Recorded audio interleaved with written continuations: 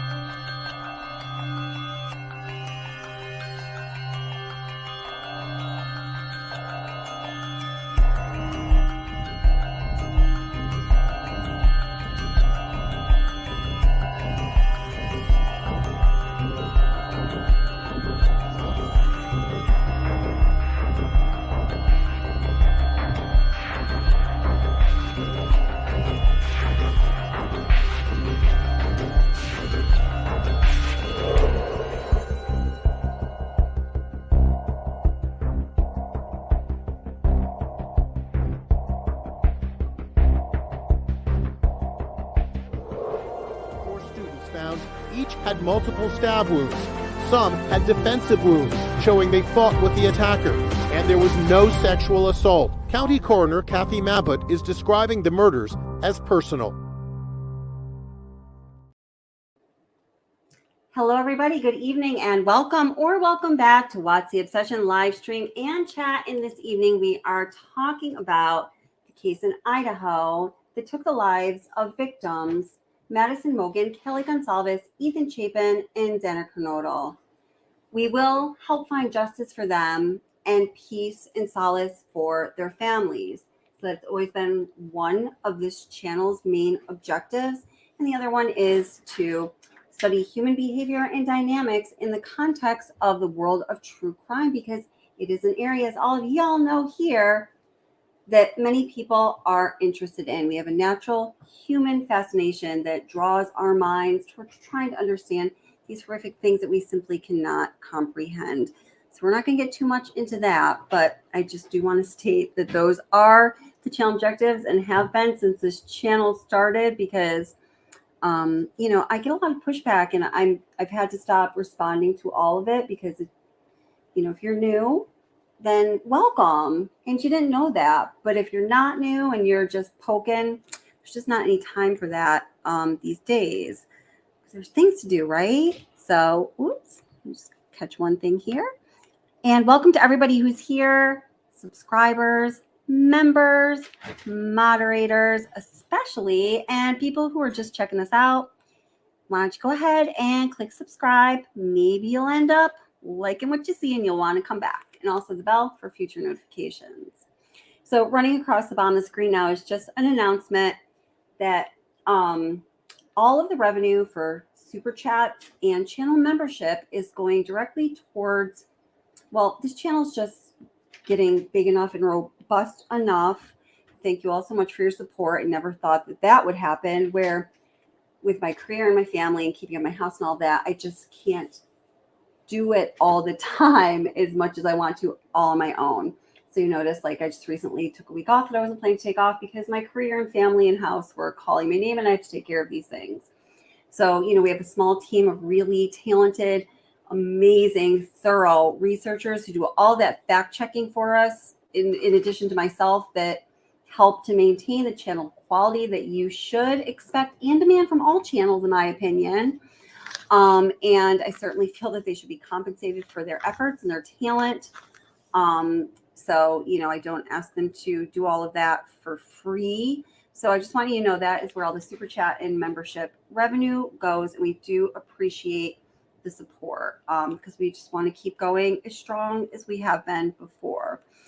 Okay, so as y'all know, and if you're new to the case, you might not know, but you're going to catch on really quick. I know that you will because you guys are all super smart. There has been a lot of controversy surrounding this case, and particularly the issues of the what I call surviving roommates. I know some people take issue with that title, but I do believe that they are the surviving roommates. I don't think that we know everything about what they experienced that night. And I do think that there are some things that are a mystery that they probably don't want the world to know for one reason or another. And I'm not exactly clear on what that is, but I do have some indication. So again, just stay with me if you're familiar with this channel, and I appreciate y'all. Thanks so much for coming back and just being part of the community. If you are new, then let's see. Cool. You know, just a little bit of background. There are two students from the University of Idaho who I've been talking to since right after this tragedy happened. They both happen to be members of the Sigma Chi fraternity. They were very close friends with Ethan Chapin, Hunter Chapin, the Chapin family, and by virtue of, you know, being connected with them and carrying on this dialogue with them for over 7 months now, I was connected to some other people, including those family members, and who I certainly don't talk to regularly, but I have had the opportunity to speak with and just kind of keep a, you know, just keep be aware of the pulse of like what's going on with them and the actual friends of these victims, and you know what's going on in their minds. What does the world look like as they look towards or back at, however you want to look at it, the Idaho 4 case, as it's called, in the upcoming likely trial of Bryan Kohberger. So let's just start there. Oh, another thing I want to say is that these two young men, I think it was, I don't know, 4 months or so that I had been interacting with them before. I told a couple of moderators or people that I talked to a lot who were involved in this channel about them. But I didn't mention anything on the channel until about 4 months after we were talking, because the point wasn't to make content off of them or anything like that. And it was their choice when they wanted to eventually have messages heard. And it really, you know, it is my choice if I want to put things on the channel. In fact, there are two things right now that these two guys really want me to talk about on the channel. One of them has to do with the Idaho 4 case in a very direct way. And I'm not going to bring this up just yet because I have real concerns surrounding the issues of the legality and the gag orders and the position that would put, well, the channel in, but probably more so them in, or the people around them in. And soon enough, I will follow through and come back to that, and I'll let you know what it is. You're going to hear all about it. It's not like a teaser. But, you know, I don't put everything out there that they want me to put out. The other thing they really want me to put out there does not have to do with the case directly, but it has to do with something surrounding the case and something, or some people maybe that are like really like fancy themselves involved in this case. And they are just absolutely chomping at the bit for me to put this out there. And I don't know if I ever will, because it doesn't reflect well. And I just haven't decided if I want to go there with my channel.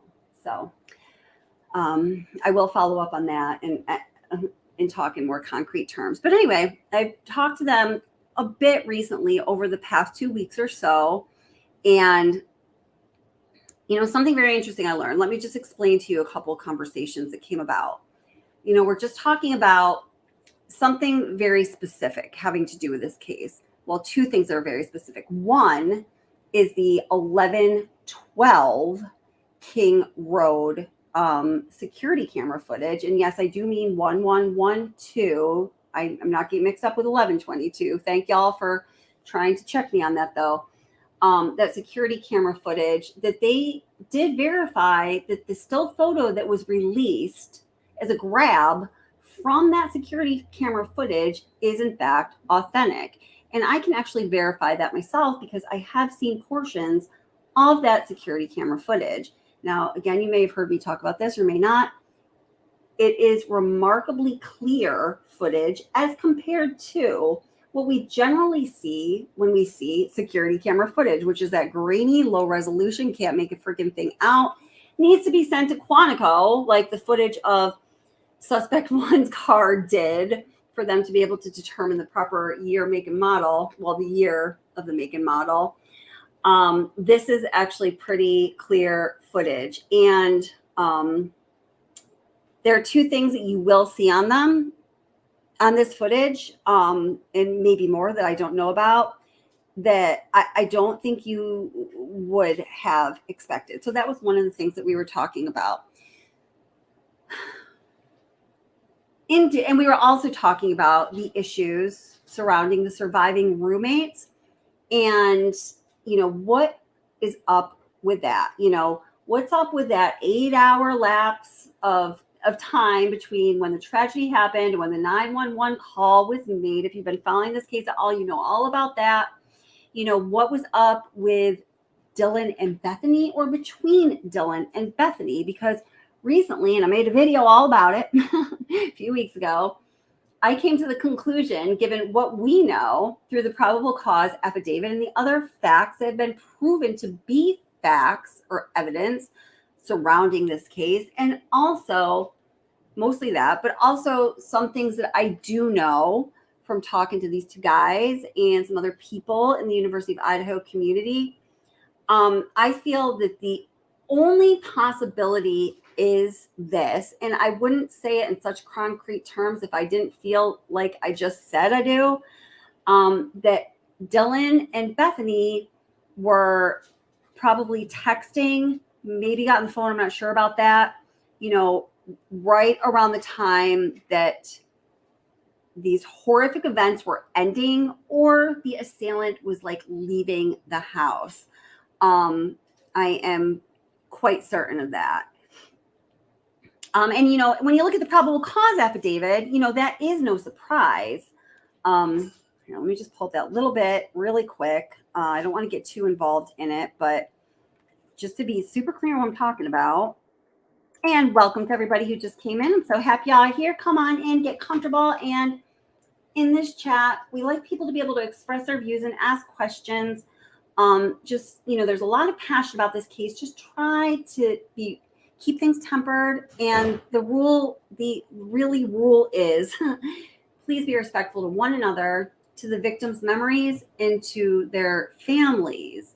You never know who's listening. And I know firsthand from talking to some family members and talking to people who are very close to the victims, that what is said on YouTube or, whatever it is, whatever social media platform it is, affects these people deeply. They are in a very, very vulnerable place.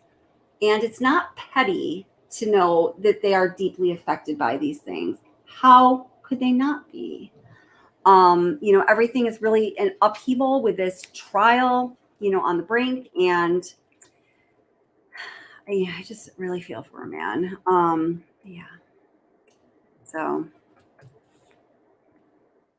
and in that spirit, I have some things, to talk about a little bit this evening. It's not going to be all this evening because I'm going to be putting out a video probably tomorrow that's going to follow up with everything I can't talk about this evening because I do have to work early in the morning tomorrow. That I'm just going to be very honest about because, I do have opinions, and that's okay, because some things that are happening surrounding this case are truly, truly like disgusting, like the depraved underbelly of humanity. Is that hyperbolic? Okay, the deprived underbelly of the true crime community, but I would almost go with humanity. So,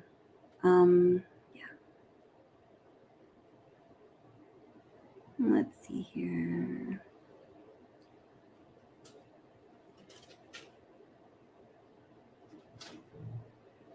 I'm just looking for this very specific phrase. Boop. I think I passed it. I did. So I hope everyone's doing really great tonight. And here in New York, what day of the week it is? Oh my God, it's Tuesday, right? It's Tuesday, going into Wednesday.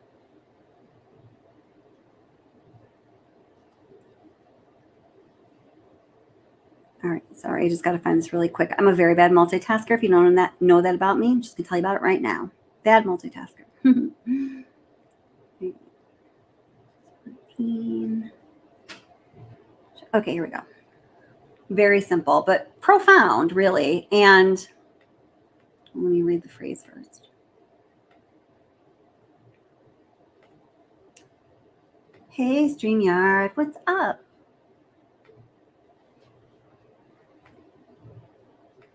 You know, and I keep repeating this phrase because it's so critical. And I felt, and many of you have felt, that it was critical since the first time you read it. And as time goes on and we start to learn more facts about this case and are able to decipher the bullshit from the actual evidence, I think it becomes even more profound. So let me make sure you guys can see it. Yeah. Mm-hmm. The combination of Dylan Mortenson's statements to law enforcement, that's one. Reviews of forensic downloads of records from Bethany Funke and Dylan Mortenson's phones, that's two. And number three would be, and video of a suspect video as described below leads investigators to believe that the homicides occurred between 4 a.m. and 4:25 a.m. Now, you know, that is pretty specific, and it is a change from what they initially thought. And I do believe that all of these three elements that are mentioned in the probable cause affidavit as being the three factors that enabled law enforcement to create that window of when the tragedy occurred.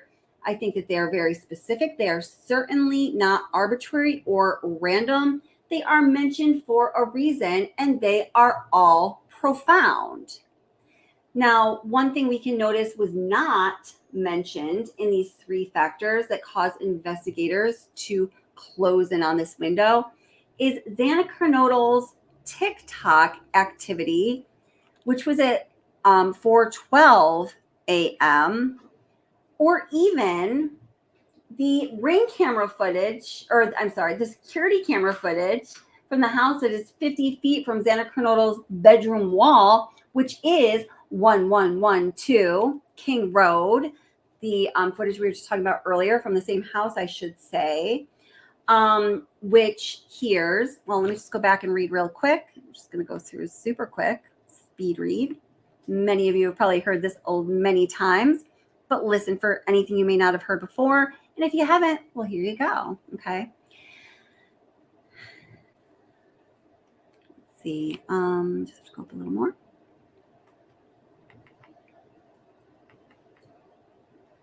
Dylan Mortenson stated she originally went to sleep in her bedroom on the southeast side of the second floor. Dylan Mortenson stated she was awoken at approximately 4 a.m. by what she stated sounded like Goncalves playing with her dog in one of the upstairs bedrooms, which were located on the third floor. Just a little bit of commentary here. I've talked about a few times in other videos that when you look at the layout of the house or when you do that 3D walkthrough tour, it is important to note that Dylan Mortenson's bedroom on the second floor is directly, like dropped straight down directly beneath Madison Mogan's small bedroom and her bed. Okay, back to the PCA. A short time later, Dylan Mortenson said she heard who she thought was Goncalves, I can't pronounce that name anymore, say something to the effect of, "There's someone here." A review of records obtained from a forensic download of Kernodle's phone showed that this could have been Kernodle, as her cellular phone indicated she was likely awake and using the TikTok app at approximately 4:12 a.m. Well, damn, ain't that significant, right? Because we know someone was on her phone in that app at 4:12. So why wasn't that mentioned is one of the three criteria that caused investigators to hone in on that 4 a.m. to 4:25 time frame. Or, you know what else wasn't mentioned? was the activity of any of the other roommates or Ethan Chapin's phone. Just keep that in mind. Okay, back to the PCA. Dylan Mortensen stated she looked out of her bedroom but did not see anything when she heard the comment about someone being in the house. DM stated she opened her door a second time when she heard what she thought was crying coming from Cronulla's room. Mortensen then said she heard a male voice say something to the effect of, "It's okay, I'm going to help you," or "It's okay." I don't know how the inflection was, right? At approximately 4:17 a.m., a security camera located at 1112 King Road, and notice they didn't say ring camera, a residence immediately to the northwest of 1122 King Road, just to make things confusing, picked up a distorted audio of what sounded like voices or a whimper followed by a loud thud. And this audio is distinguishable. A dog can also be heard barking numerous times starting at around 4:17 a.m. Something to say about that in a minute here. The security camera is less than 50 feet from the west wall of Cronulla's bedroom. So for anyone who has actually heard that audio, and I have heard some of that audio and it is authenticated. I've talked about before about how that happened. And, you know, like I've said before, to me, vetting is like a real vetting process, like with government documents and identifying everybody indefinitely, seeing their face, seeing the picture ID and running it to at least know who people really are, not because they made a social media profile page that could be any fake identity, you know. So that's just what we're going on here, okay? People have said, well, how do we even know that it's Murphy that was barking? It could have been any neighborhood dog barking. And I was like, yeah, well, you know, that's a good point. Yeah, it could have been any neighborhood dog barking. I don't know how many neighborhood dogs there are. And if you look into it, it's kind of a hard thing to find out. They don't have a census for, you know, the neighborhood domestic animals. But I think when you do hear it, and I believe everyone will, if you do follow the trial, it is so close. It sounds so close. It feels like it would almost have, well, this is just me speculating, but looking at how far apart those houses are and how close these two houses are, it would either have to be a bark coming from within 1112 King Road or the nearest neighbor, which is 1122 King Road. Make sense? I hope. Hey, Riddler. I just happened to see you. How's it going? Hey, Sue Ann. How's it going? Hey, Travocado. Just laid eyes on y'all. Will the footage from 1122, you mean 1112, get released? Yes, it will. Actually, they were, yeah, that's what I thought you meant. I started talking about it. We started talking about it, myself and those guys. And then, you know, the owner of the footage got involved, not the law enforcement owner, but the resident owner, or a resident owner. We started talking about it. Interestingly enough, and I still can't figure out why this is, and neither can they. It was a few days to a week before that first still photo that was a grab from that footage was released, and not from myself. I was going to release it in a little more, but someone else got it too, or something slightly different. And I'm not sure how that happened, to be honest. And then we were going to probably this week, perhaps by now, they wanted to release a larger portion of the video, not the whole thing, because that would be really to fly in the face of the judge's orders, I believe. But some of it that didn't feel to them or me that it was going to fly in the face of the judge's orders. But because of some things that have happened in the court, I felt a little hesitant about it, honestly, but I didn't even voice that. They're feeling a little hesitant about it. They just need to get the answer to a few questions and get a little more legal advice, which is going to be happening this week, but it is going to be released one way or the other. I mean, I don't know. Who knows? Somebody could leak it and get it out before me. I don't know. I'm not going to say that I'm going to be the first person you'll see it from, but I can tell you that I do have access to the original unfiltered unfettered, undoctored footage. And I will be able to tell you, and there's other people that will be able to tell you too, but I don't think they're on YouTube. I don't know that, but I haven't seen them for sure. If any other footage you see from that house is authentic or not. So that's kind of cool, right? I think that's like a good thing. Just going down a little more.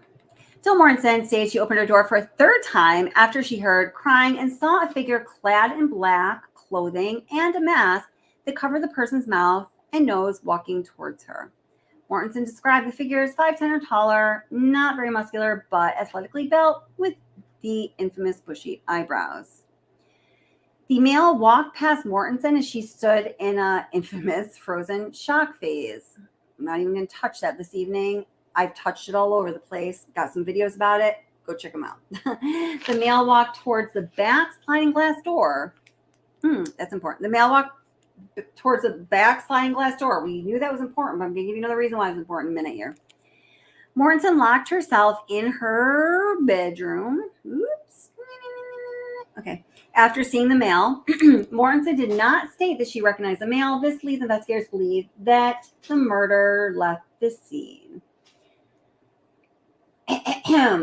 3 factors. The combination of Del Mortensen's statements to law enforcement, some of which we just learned about in the PCA, but not all of it. Reviews of forensic download of records from Bethany Funke and Dylan Mortensen's phones? What? That's the unknown. And video of a suspect video is described below leads investigators to believe the homicides occurred between 4 and 4:25 a.m., which we know all about. And the 20 cameras that caught that car on the way from Pullman to Moscow and back. Okay. I'm just going to check in with chat super quick, see if anyone has any questions thus far. Welcome to everybody who is here. Oh, please go hit that like. We have like 800 people here. That's awesome. Welcome. I'm so glad you're here. Please go hit like. I really appreciate it. Hey, allegedly with Brittany J. How's it going? Turquoise, Angel D, Jeannie. Glad you're here, Jeannie. A video of a suspect video. I know. It really bothers me when there's and I know, of course, I make typos and I mispronounce things all the time. Thank you guys so much for letting me know that I say documentary in this horrific way, and it really is documentary. Documentary. I can say it like a normal person now. Documentary. Thank you. Yeah, I make mistakes. I get it, like for sure. But when it's a legal document that's this serious in nature, I just think it's not good.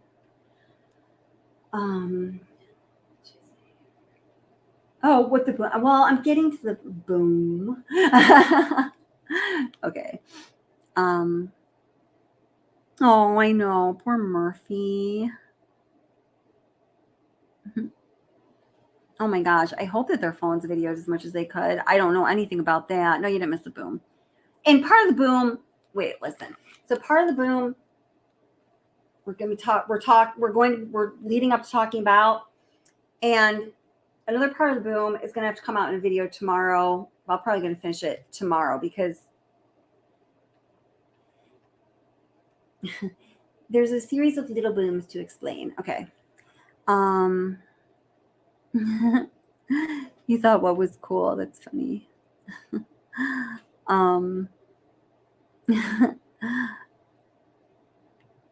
You believe there is a recording? I hope so. That would be great. Oh, hey, thanks, Alar. Okay.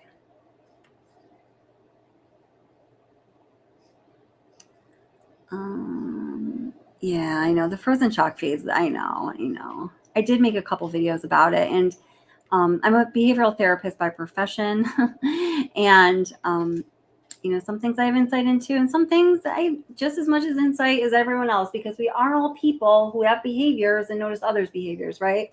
But there are some scientific ways to describe how people react when they are faced with extreme fear, shock, or trauma. And I talk about there. It's the 5 possible Fs: flop, freeze, fight, friend, or faint. I don't know. There's another one. I don't know which ones I said. The sit down with Jeff Is it Nat? Oh gosh, Nadu. I get really nervous about pronouncing people's names, but thank you so much for the super chat and thank you for the comment. I believe Bethany Funke has very important information that led to very much helping BK. Defense really wanted her to talk. Cool. That's exactly where we're going. Thank you.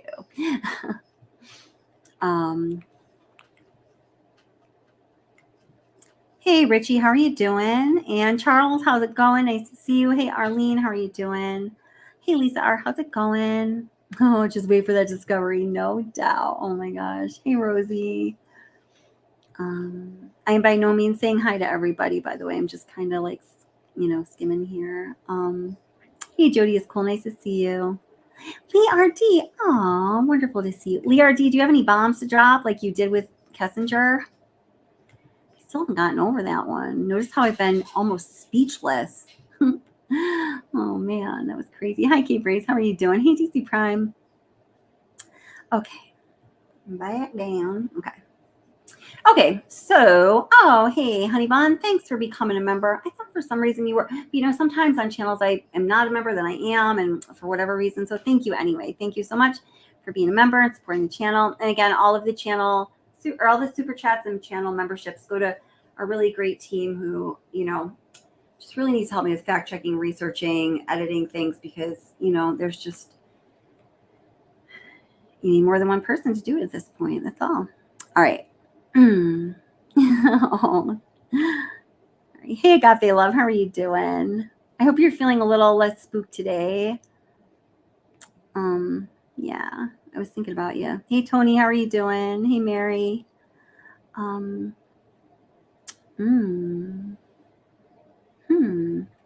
Angel D says, okay. Brian Enton said that there's a cam at the back of 1122, but the owners wouldn't talk to him about it. I don't know anything about that, honestly. And, I don't know. How I feel about News Nation is, wait, I forgot. I'm just saying it like it is tonight. How I feel about News Nation is I think that they made a lot of stuff up or they made viewers believe that they had like special, intimate, inside sources that were exclusive to them when they were just watching YouTube or TikTok or other channels and then editing and packaging interesting information in such a way where they could still somewhat legitimately say, and a source close to the investigation told News Nation that, and then in that way that makes it sound like it's like a big deal, right? So I don't know about that. I would like to know more about that though. Thank you.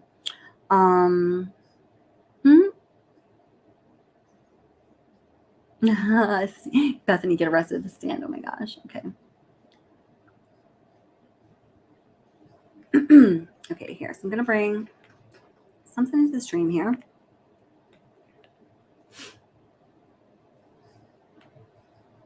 Listen, there's some Nancy Grace here.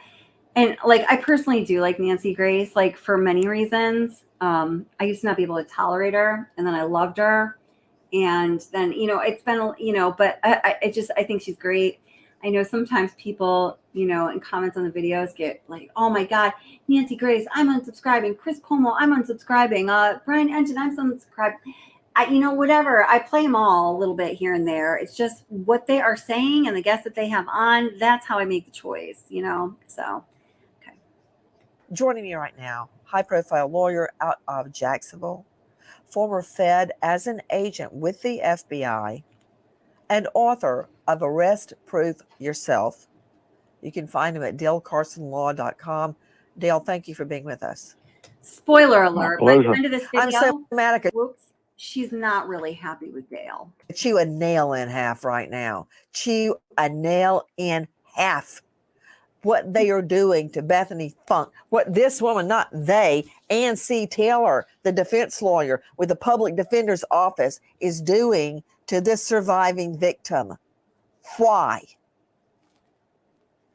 Well, obviously, they, as a defense, they're going to get information during a preliminary hearing that will help them prepare for the actual murder trial. But the odd thing for me is that probable cause has already been determined. It was determined when the arrest warrant was signed by the judge. there it is, probable cause. They make the arrest, they bring them back. So this ultimately is an effort to suppress evidence. And the way that would work, in my mind, is they would try to show that the actual issuance of that arrest warrant and ultimately a search warrant was invalid, and therefore they can get rid of all the evidence that was discovered when he got home or other places, because that was the beginning of the investigation. And if it's a fraudulent affidavit in support of it, they can then argue that the court should exclude that testimony. It's the exclusionary rule, or what we know of as a suppression hearing. But I don't think that's going to go well for them, candidly. As you know, individual states are sovereigns. And it wasn't until after the 1930-31 in our history that there was a uniform act to allow people to be subpoenaed in connection with a criminal trial. And so before that time, if you went to another state, as the organized crime people did, okay, in Prohibition, you couldn't bring them back. You just step over a state line and you were protected. That state couldn't come and get you. And that changed after Prohibition in order to allow the government or the individual states to draw people who had fled the jurisdiction and bring them back in order to testify. But this seems like a real overreach, because you got to remember, she's only going to be allowed to direct examine her if she were to come back. That's number one. Number two, they're going to have to process this in Nevada. They're going to have to process there. So there's going to be a court hearing. That court is going to have to be apprised of all of the details of why it is that the defense believes she has information that might exonerate him. I just don't even begin to see how that's possible.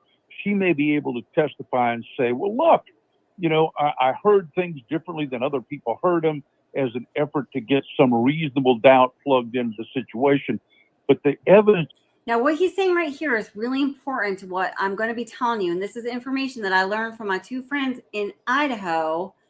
And right after this video, we're going to get to it. It's just so damning and so broad that I just don't believe that that's going to be an effective mechanism. I do believe that it brings notoriety to the case, like you've said. Okay, let it never be said that I do not have self-control. Because listening to you, Del Carson, I nearly bit my tongue off. Okay?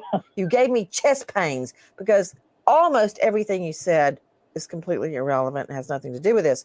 I don't know how you managed to work in Moonshiners and the Prohibition Act back in 1930-something to what's happening now, almost 100 years later. This is not a motion to suppress. This is not a suppression hearing. What is happening on June 26th, unless it gets moved, delayed, or however adjusted, is a preliminary hearing. What is a preliminary hearing? A preliminary hearing, much like grand jury hearing, is a simple charging mechanism. This is not a jury trial where the defense can bring on their witnesses and question witnesses by the state and must prove or want to prove they're not guilty. All right, that's not what this is. This is simply where a judge or a magistrate, which is a baby judge, listens to a couple of witnesses by the state, like you said, much like in a search warrant, and they think, okay, yeah, there's a question of fact, which is the sole province of the jury. The state says Kohberger's DNA was found at the scene on a knife sheath. Kohberger says, I'm not guilty, I wasn't there. Even if Bethany Funke testified, I didn't see a thing, still, that's a question of fact. His DNA is at the scene. His cell phone puts him at the scene. He had prior relation online trying to reach one of these girls.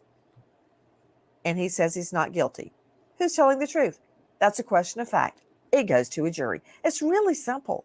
The state could probably get by just putting up one witness, a lead detective. Yeah, they can talk about everything that happened in the case. But they may not be that stupid. There's really no way to put that other than stupid, because once you get the lead detective on the stand, he can be cross-examined about everything. And then that's basically a practice for the defense. They need to put up isolated couple of isolated witnesses. So that's what a preliminary hearing is. Wait a minute, Dale Carson. Yes, ma'am. The defense just hears these witnesses and it gets bound over for trial. That is when the defense could appropriately subpoena an out-of-state witness. But in the motion, Dale Carson, you've done this many times before, you have to domesticate the subpoena, the out-of-state subpoena, which they did not do, because under Idaho law and Nevada law, you have to have a hearing to show that the witness's testimony know that. is We went back to material, this just one important, critical. Here, all that Ann C. Taylor's motion says is she might have material evidence. They haven't had the hearing. So they screwed up on so many levels, much less they can't even spell the victim's name right. But this isn't worth the paper it's printed on, Dale Carson, because obviously Ann Taylor doesn't know the legal steps for an out-of-state subpoena. Okay. So interesting, right? Arrest your man. Okay, so now I got to stay focused or I'm going to get off track here. All right, just 1 second. Let me get my focus. Okay. So, which way to go with this? What? Okay. Okay, just 1 second. Let me grab the right thing first. 911 call. Explain, check.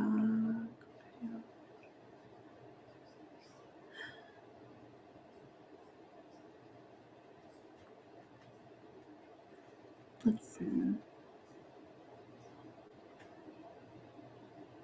Sorry, I'm just looking for the I'm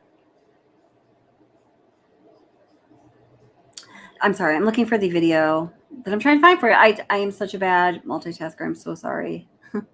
Trying to multitask does not go well for me. Okay. All right, here we go. Let me find the right spot.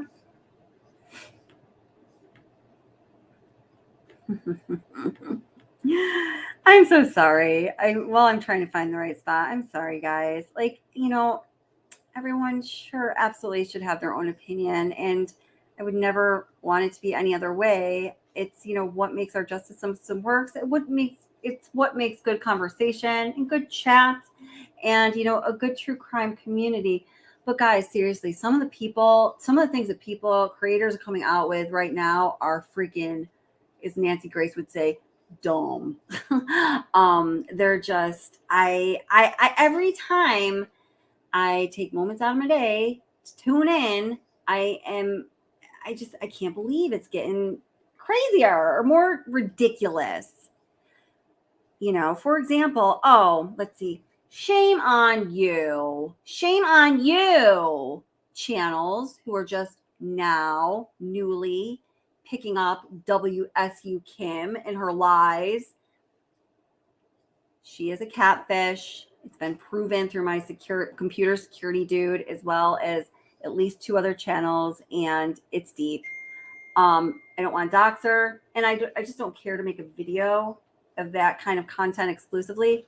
But if anyone is really hungry for the information I have that supports what I just said, send me an email at whatsobsession@gmail.com. I've already sent it to some people. If you send me an email requesting you, I promise you, I will send you what I was given by my computer security dude that has it all right there in black and white. And then I'll send you the links to another couple of creators who, did their own deep diving and just corroborated what we already knew. So she's a catfish. She's taken up way too much time on too many channels. I do believe, guys, and I am sorry if this offends you. I don't want to offend anyone. I really don't. And I really do respect everybody's opinion. Your opinion's based on your experiences and your worldview and all of that. And, in a way, who are we to judge one another? But if you are really following this case and you have heard her speak across many channels she's spoken on, and the inconsistencies in her story and just her general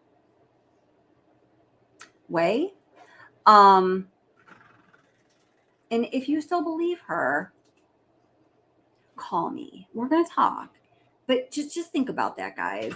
One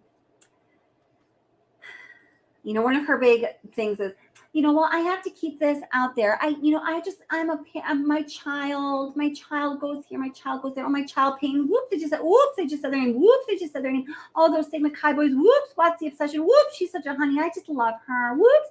But, but, I have to keep talking about this because I really, what I need to do, what's important to me, what I feel my responsibility is to keep this case out there in the public view, in the news, so these victims are not forgotten. Dude, seriously, for the love of God, this case is going to be in the news and in the public view from here to Armageddon, and WSU Kim ain't got nothing to do with it. I mean, just the fact that she keeps falling back on that defense of herself tells us that she lacks any semblance of self-awareness. That's all. I don't have anything more to say about that now. But if you do want to see those receipts, you just email me and I'll have them in your inbox shortly. All right. I've got to find the right spot here in this video. Okay. All right. Here I go about it, multitasking. Just give me 1 second here.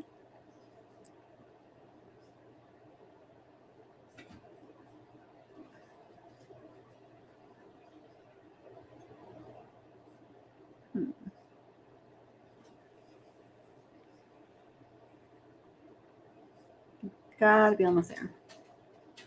It's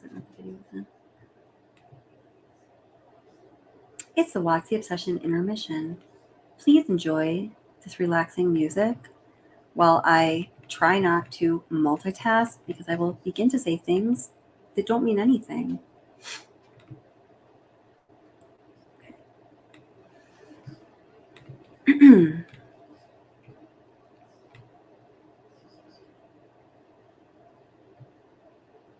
There we go. Very good. Okay. Very good. All right. Okay. Let's see where I'm going to start it. All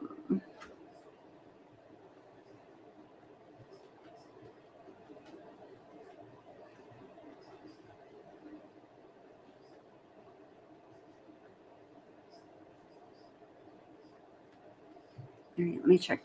I think I got it.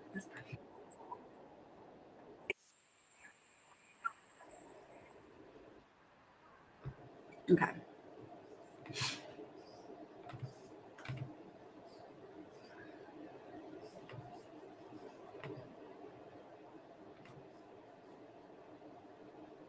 Now, we do know some things about what it is that Bethany saw and heard that night, for sure, from sources close to the investigation. I'm going to tell you who they are. And we're getting to that. But I got to build the case because I don't expect that I'm just going to say something and y'all should believe me. Don't do that. Please don't do that. Because I see that happening so many other places and I don't want to do that. So I see y'all, where's the boom? We're taking so long to get to the point. And I get that. And I do talk a lot. And I do say documentary. I've corrected myself. But I want you to see why I arrive at the conclusions that I've arrived at and why, if I'm telling you that something is a fact, you can bet the ranch on it. So, it's all just for the sake of being factual and thorough. There are questions that remain about what happened that evening after specifically Dylan Mortensen heard and saw certain things. And of course, there is the big question, why the 8-hour time lapse between when the tragedies occurred and when 911 was finally called. This video is going to go over what we do know about Dylan Mortensen's experience and what the victims' families might know and what they themselves have asked about her experience. So come on in closer, everybody. Let's gather around the What's the Obsession Storytime campfire. I'm going to explain a few things to you in detail. They are pieces of the puzzle that are corroborated and that make good sense and that finally start to paint a more clear picture of why that 911 call was so delayed, or at least what was happening during those 8 hours. Rather recently, a little less than 4 weeks Okay. ago, Mrs. Gonsalves, Kaylee's This is one of the things this is one of the important things here. mother, contacted a channel called The Drunk Turkey Show and shared with the creators some details of her experience and what she knows from the perspective of the victims' families. Now, I want to be clear on the details of how certain information came about. So, Christy Gonsalves did not herself speak.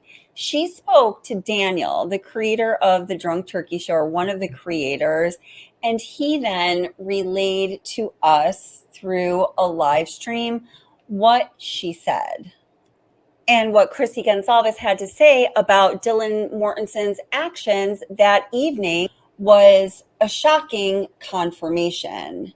Now, before I go on to share those details, I do need to say that the creators of the Drunk Turkey Show decided to take that live stream down shortly after it aired.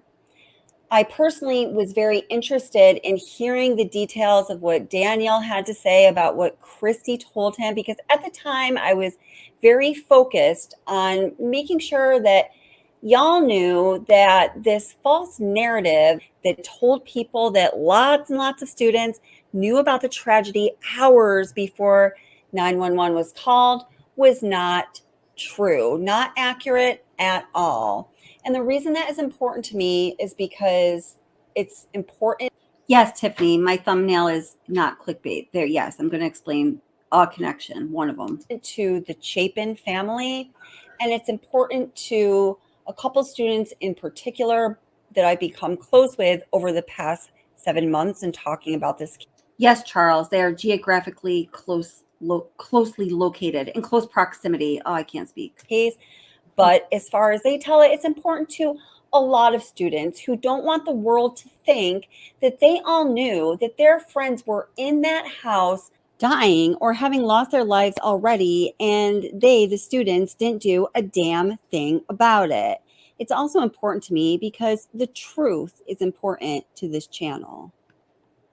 So in talking to the Drunk Turkey Show, Mrs. Gonsalves makes a reference to the probable cause affidavit and the estimated time of the attack according to the probable cause affidavit.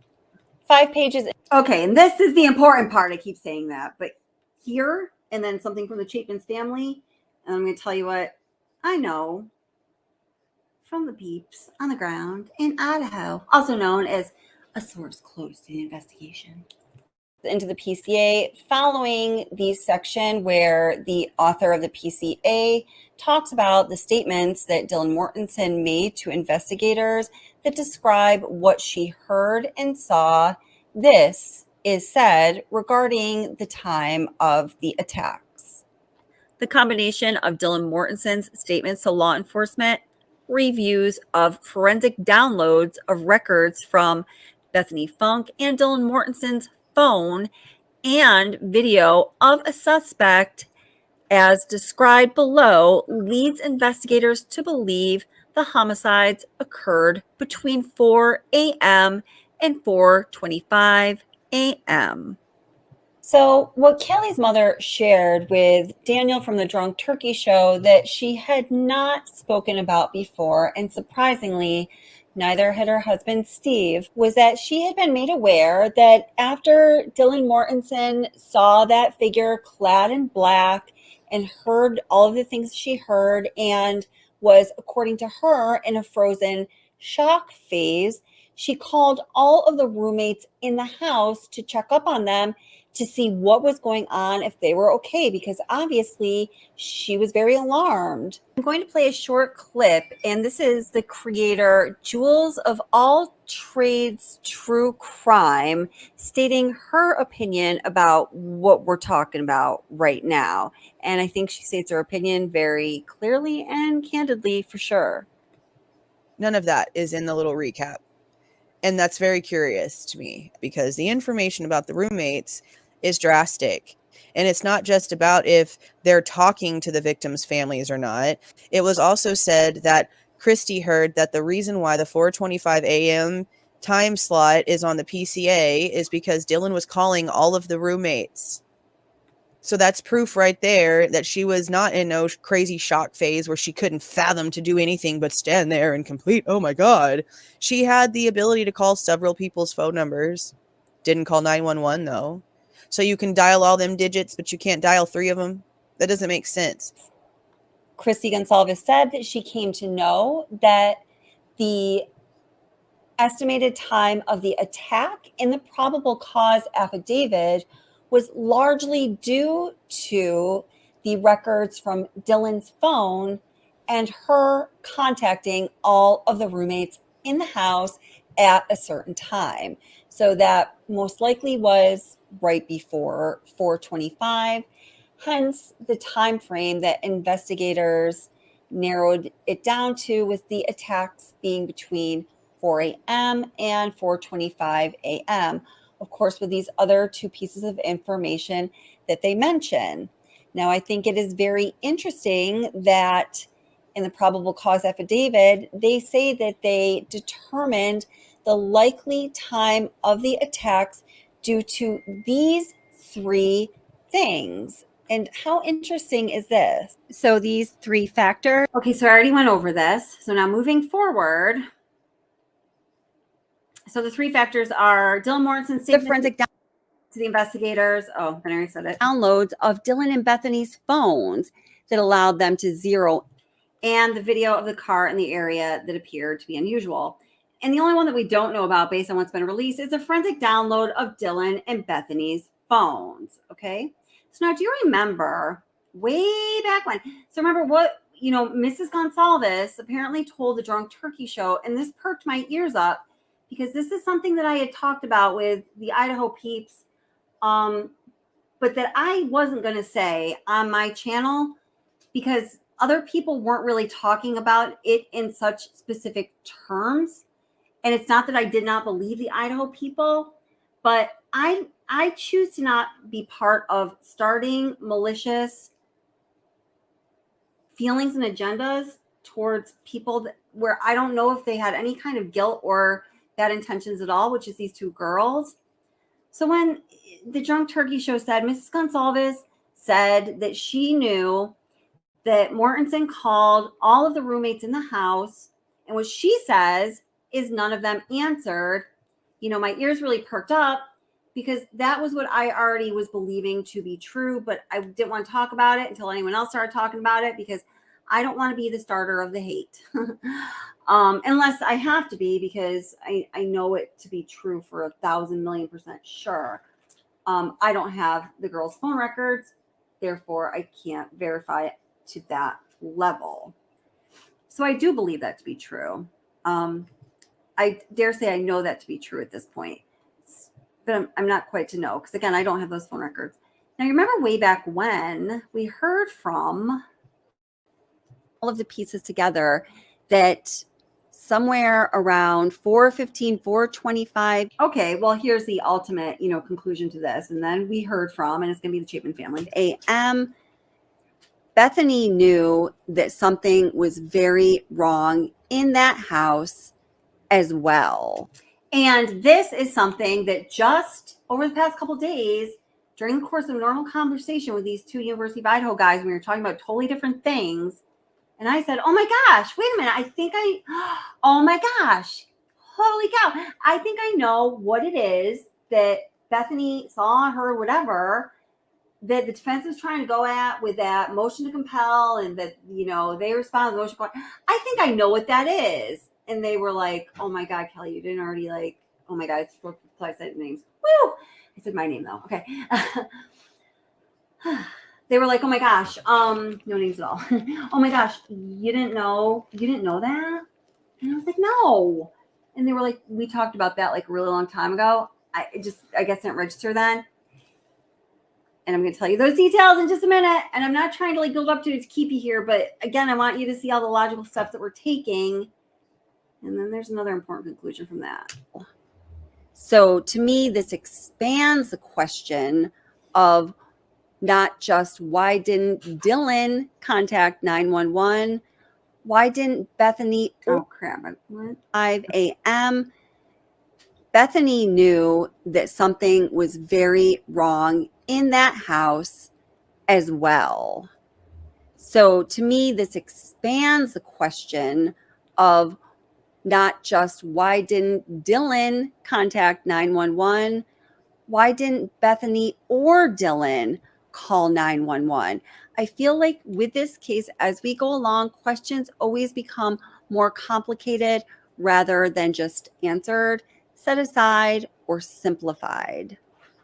Please leave a comment and let me know what you guys think about that. I'm so interested to hear what y'all think about that. So I personally don't just pick up kind of the topic of the day or, you know, the thing that people are speculating about at the moment and talk about it on this channel. In fact, I intentionally do not. Oh, wait a minute. Oh, here's a good example. So, hi, Vincent. Thank you so much for being here, and I do appreciate it. I'm gonna pull this comment up because I'm gonna ask you to source it, and I'm gonna tell you that this is not accurate. So I'm sorry. I don't mean to pick on you, but we have to be all about facts on this channel, because if we aren't all about facts on this channel, then we're not about facts on this channel. So this is nothing against you, Vincent. Vincent says, I saw the sister say she knew her sister was deceased before 10 a.m., 2 hours before the 911 call. I challenge anybody to source that specifically for me. I'll pull it up right now, and I will have to eat a lot of fucking crow, because I will have to take back a lot of what I've said in the past month and a half, and I will do it. If somebody can show me where this was said, I want to hear it. I will play it for everyone right now, and I will be like, holy cow, I was so wrong so many times and so many levels, and I told you to trust me, and I'm so sorry. I would apologize profusely, and I don't even know what I would do after that. I believe this to be categorically false. If anyone has access to this footage, please send it to me or put it in chat immediately. I promise you, I will play it without even watching it myself. And if I'm wrong, you'll hear me grovel live. Do that, but I think there is something significant here.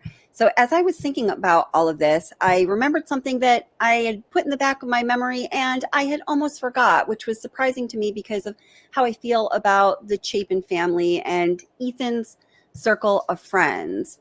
Do you all remember way back when, in February, this was reported? Here's a headline. It says, family of Idaho murder victim Ethan Chapin questioned why surviving roommate Dylan Mortensen didn't call the cops after hearing crying and screaming, and claims she called all of the girls in the house rather than 911. So the claim here that is made by some members of the Chapin family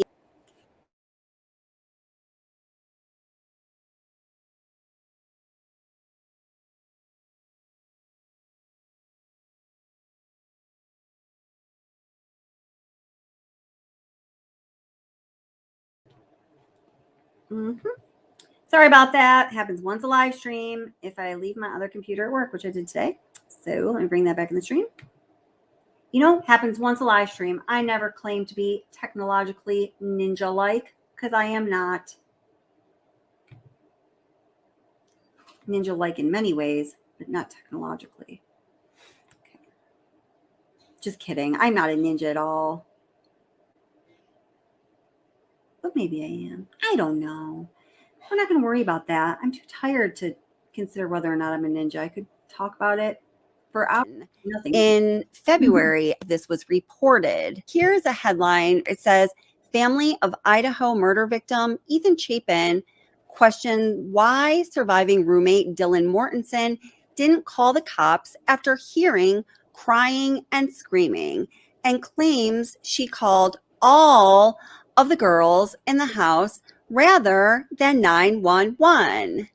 So the claim here that is made by some members of the Chapin family is very much in line with what Christy Gonzalez said to the Drunk Turkey Show, that, well, the simple fact that Dylan Mortensen called. I'm so sorry. I'm so sorry, guys. But Vincent says, What the fuck? Are you serious? You need to find families' interviews and turn the volume up. I've done that so many times. I've gone through them all. So that response to me is just telling me that you're not able to source it, and that's totally okay. But, you know, I had to pull that comment up because the point is, guys, whenever somebody says that to me and I ask them to provide a source, and I honestly, God, believe it's happened hundreds of times. I think that is absolutely true. Nobody has yet to provide the source because there is none. And oftentimes people will quip back with anger and cursey words. And, you know, like that's just how it goes. I'm a behavioral therapist. I notice behavioral patterns. That's one of them. Back to the video. All of the roommates, because she was alarmed. I gotta go back. She was scared. I'm not sure what the some members of the Chapin family is very much in line with what Christy Gonzalez said to the Drunk Turkey Show, that, well, the simple fact that Dylan Mortensen called all of the roommates because she was alarmed. She was scared. I'm not sure what the word is because we don't know too many details about how she was feeling truly. All we've heard is frozen shock phase, which I'm really, really starting to question at this point. This report regarding what the Chapins were questioning corroborates what Christy Gonzalez said just 4 weeks ago. And what the people from Idaho, the students from Idaho, have been just telling me, not to make a point, but just as part of the story that they tell. And their stories are the same because it's a truth for months and months and months. It's consistent because it's the truth. When it's the truth, it's simple. You know, I mean, yeah. A family member of murdered University of Idaho student Ethan Chapin has questioned why. Oh, and I'm so sorry. I just want to say thank you, AF, for the super chat. I really appreciate it. Thank you for supporting the channel. I think I've seen you comment like this into the videos. And I respect your opinion. Frats didn't do a thing because it's in their code of conduct. Protect the frats. Don't talk. They should end cult fraternities. Well, you know, you do have a valid point there. I don't think that this was happening with, you know, Ethan's fraternity just because, you know, you already know. I truly just don't. I know even in, you know, I told y'all I was a Delta in college and big Greek life in my university. Knew lots of fraternity people, and there was one in particular that did absolutely effing horrible things to pledges or to the rival fraternities. And I mean, I hope, I mean, it was bad. And if I, you know, back then, I'm 44, so that was like 25 years ago. People didn't look at that the same as they do now. There wasn't like the whistleblowing and that kind of thing, or I would have blown the whistle. Hopefully that is not happening there anymore, and it shouldn't happen anywhere. And yes, it still is. So you're right. And this is a good point. I don't believe that was happening in Ethan's fraternity, though. The roommates who survived the slayings did not call the police. An account believed to be belonging to Ethan's sister-in-law made several posts online before the arrest affidavit was unsealed for the suspected quadruple murders. The court document detailed how surviving roommate Dylan Mortensen came face to face with a masked man on the night of the murders. Ethan's sister-in-law has since revealed that Dylan, who was in the property at the time of the killings along with Bethany Funke, and this is going to be a direct quote from the Reddit post where Reddit supposedly verified the identity of the poster as being who she claimed to be and the sister-in-law of Ethan Chapin. The post says, Dylan supposedly called all the girls in the house after the crying and screaming stopped, and no one answered, and she still didn't call the police. She needs to explain herself and her actions. When she was questioned about who called the police, she added, 911 caller was the friend who went to the house because Dylan called him to come over because she was scared from what she heard in the night. she goes on to now. I just want to say what this says here is completely consistent with it. This is what happened. This is real. Say he went to Xana and Ethan's room first, then called 911. Why Dylan or Bethany didn't call the police once is the question. Now, I do want to say that this report is completely consistent with what the two University of Idaho fraternity brothers of Ethan Chapin have told me for the past 7 months. Now, this article goes on to talk about another point that I want to raise here in this video. It says, Mortensen told cops she was awoken at around 4 a.m. by what sounded like victim Kelly Gonsalves playing with her dog in a third-floor bedroom. She says she looked out of her room but didn't see anything, looking again on the second occasion when she thought she heard Xana Kernodle was crying. Wait a minute. Mortensen stated she opened the door for the third time I don't think we want to go into the after she heard the crying and saw a figure. Stop talking, lady. All right.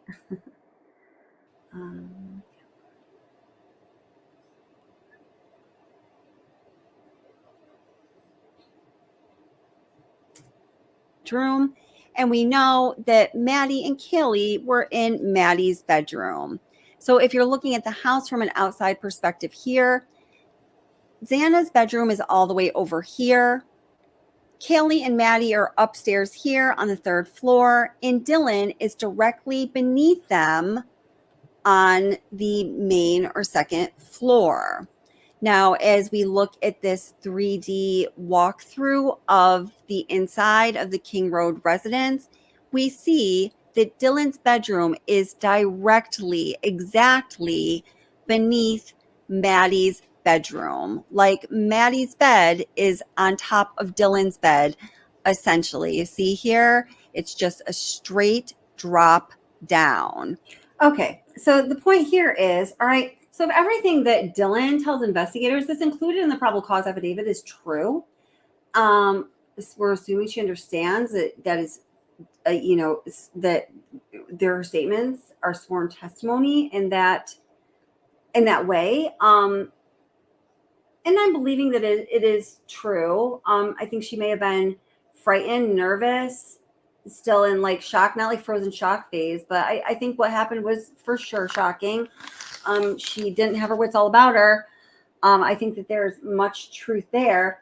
So if she was alerted to that point, everything we know in the PCA, and we know that her bedroom was directly beneath Maddie's bedroom, and we know that the stairs from the 3rd floor go directly by her bedroom door. Like you almost have to walk into her bedroom before you're in the living room. Then you can cut a left to Xana's room, where a struggle did ensue as well. Let's not get confused here. I know Steve Gonsalves has spoken out a lot about the injuries and things, but there was not a lack of struggle in the other end of the house. I believe, unless she was like literally like dipping out on black tar, just understanding a bit about human behavior, that there was no way, unless she put on like noise canceling headphones, which is a possibility, there's no way that she just fell asleep and did not hear the rest of what was going on. I simply do not believe it. I don't think she did anything nefarious, or I just don't. There are some questions I definitely don't have the answers to for sure. And by the way, I've been wrong before. I will be wrong again. And I could be wrong at almost any time, unless I tell you I know I'm not, and then I'm certain of it. But, that leads me to believe the probability is heavily leaning towards she was awake, she was hearing things that were going on. What did she do with that?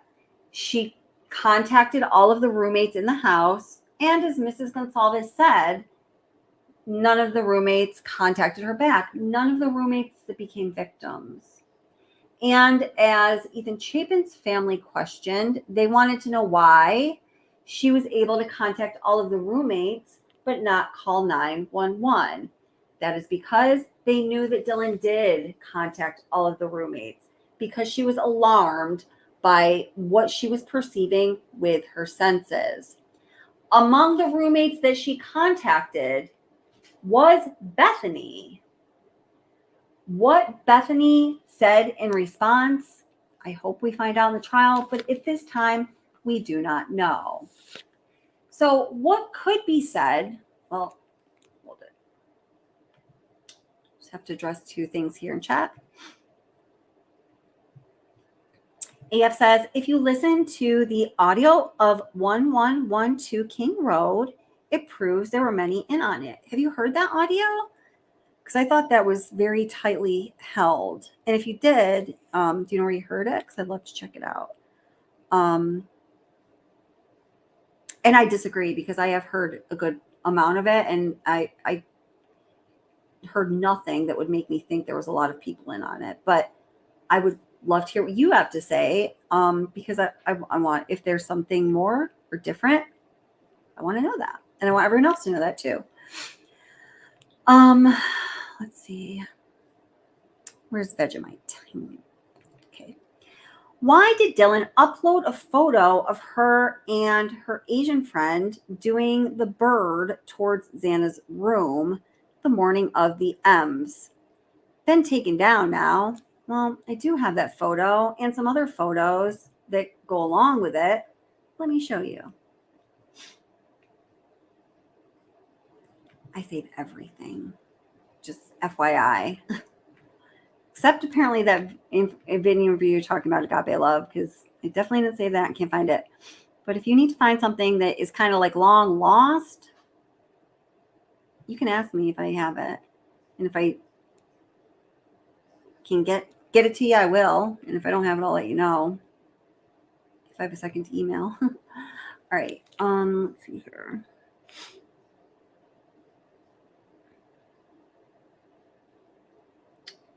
Where is that picture?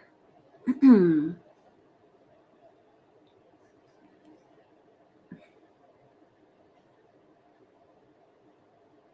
me see. Oh, here we go. All right. I'm just looking for those pictures that you're referencing there. Somewhere here. Let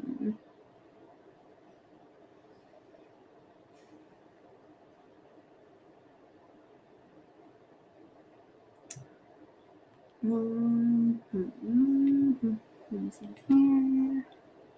Sorry, my thumbnails of these pictures are like so super small.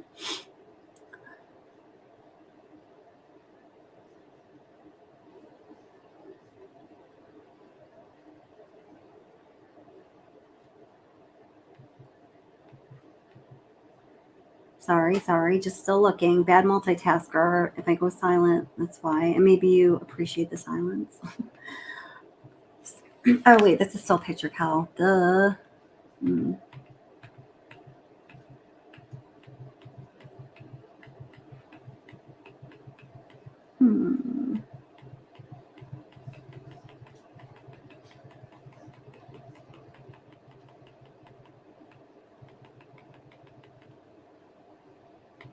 All right, just give me 1 second here. I gotta look in a different spot. I got it though. I do. I have this somewhere.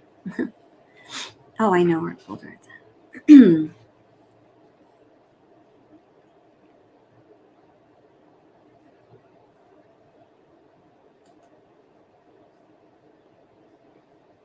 I have a folder about the Long Island serial killer case, and I started putting pictures from this case in that folder by accident, which is super confusing when I'm looking for things.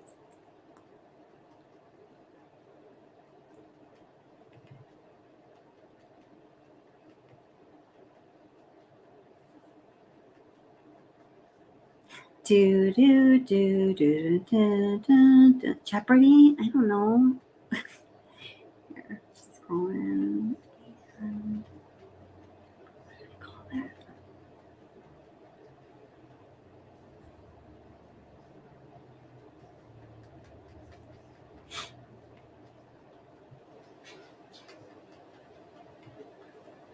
I'm still here, just looking. Bad at multitasking. Oh, goodness.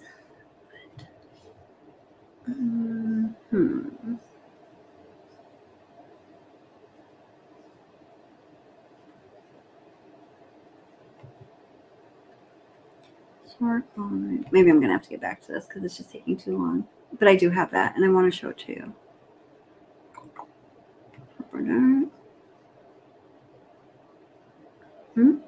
Oh, there, no.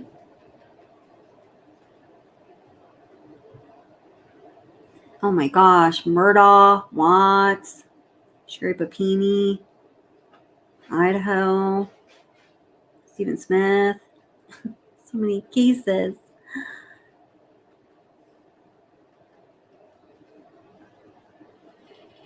I wish you could see what I'm looking at as I'm just scrolling here. It's like insane.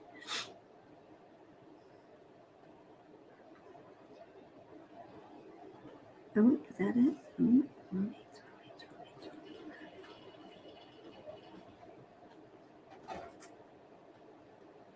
there's Emma Bailey. Oh, hi, Emma. Doesn't, I don't know. I personally do not think Emma Bailey had anything to do with anything. I mean, I don't know. I don't even want to go into it. She didn't have anything to do with anything. It's just, I don't know. People got to make a living somehow, you know, I guess.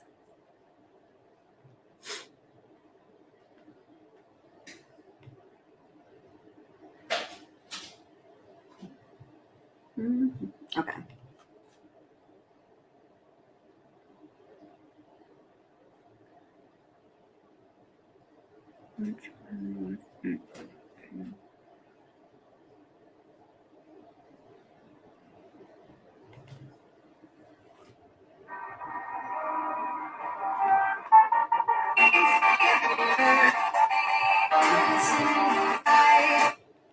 Okay, I'm gonna check one more spot and then I'm moving on.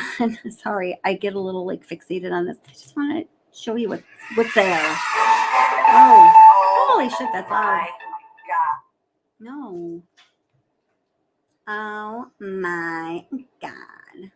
Sorry, I don't know what creator that was, but.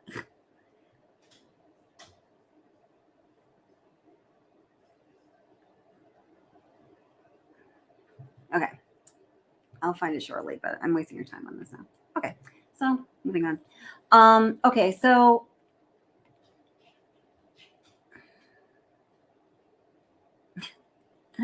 sorry, Angel. No, well, no. The picture of Dylan Mortensen, the like bird pictures, it's a series of pictures. Okay, let me just explain it. You've probably seen a lot of them. There's pictures in black and white. It's Dylan, and then Dylan and someone, and then Bethany and Xana and two other girls, and I can't remember who they are right now. And then separately, Ethan and a guy and two girls taking a mirror selfie. And there's a conversation between all of them. So that is real. What is not real, in my opinion, Vegemite, is that she's flipping off towards Xana's room. I mean, so this is an example of where people just, you know, that you can make that shit up. You know, I mean, but, you know, I just feel as though it's made up. Okay, I'll find it. It may take a minute. Please find anything you can. Challenge me, refute people in chat, but be respectful. That's how you get to the truth, you know, but here we're pretty vetted out. So it's going to be a bigger challenge than on some channels where you could challenge like anything and you get pretty far. And maybe sometimes you can hear.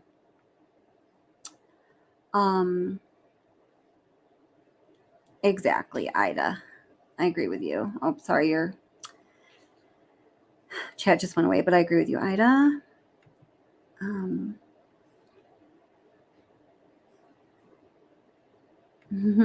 Everybody, yes, please do hit like, please, yes. Hi, Prosser Gang, how's it going? Nice to see you. Oh my God, I'm like 20 minutes behind. I'm sorry. I got to cruise to like the current time. I'm so sorry. Hey, how you doing? Sorry to all of you. I can't say hello to everyone, that's for sure, but I'm so glad you guys are here. And thank you so much for being here.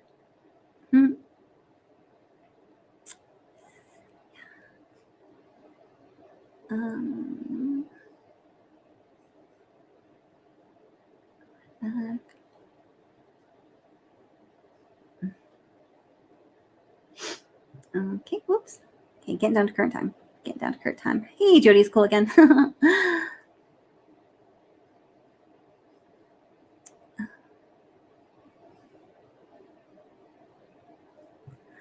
Okay, so let's see. Hey, Jeremy says, my theory on Dylan calling others prior to 911 was that she was grieving, comfort calling. She's freaking out and needed to talk to somebody. That's like a legit theory.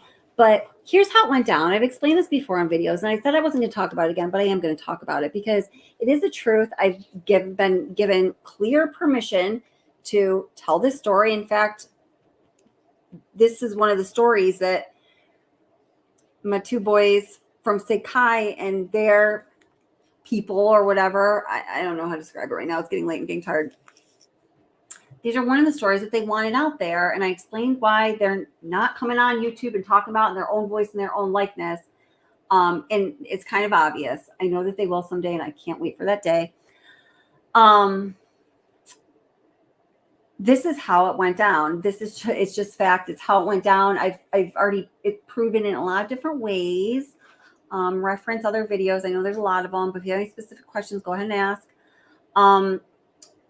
Nobody was called about 1122 King Road until shortly before the 911 call was made, at which time 2 specific people were called, which ended up bringing an additional 4 people, students, to the 1122 King Road residence.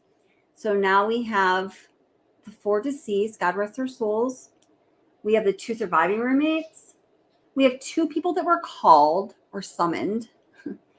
And then we have 4 additional students showing up. So now there's, around the house, because they didn't all make a beeline to go right in there towards Anna's room like the one who discovered the horror did. And by the way,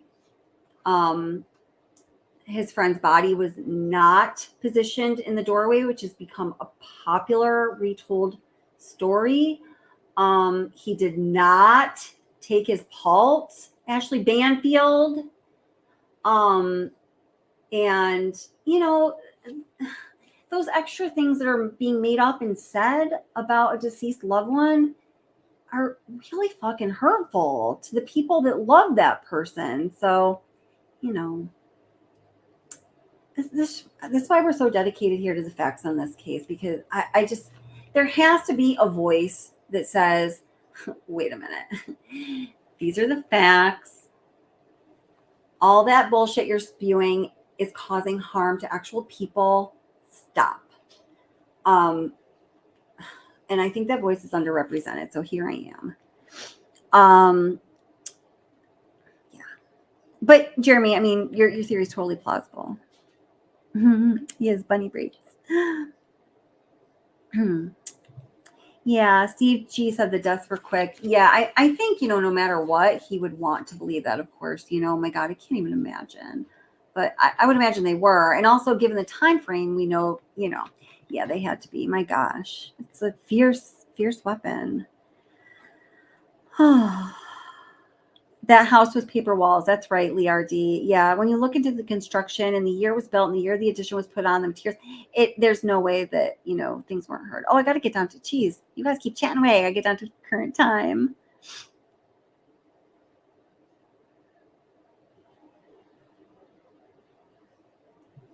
Leard says, so perhaps the phone ringing helped to allow the 2 surviving roommates to survive. I mean, that is possible.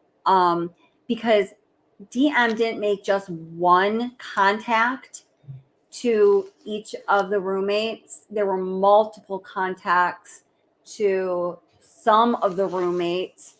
And I honestly don't know the exact specifics on that. And only phone records will tell that for sure in a rather short time frame. I believe there were 2 contacts to Bethany because Bethany responded back. So I have to get to the sort of boom. Let's see.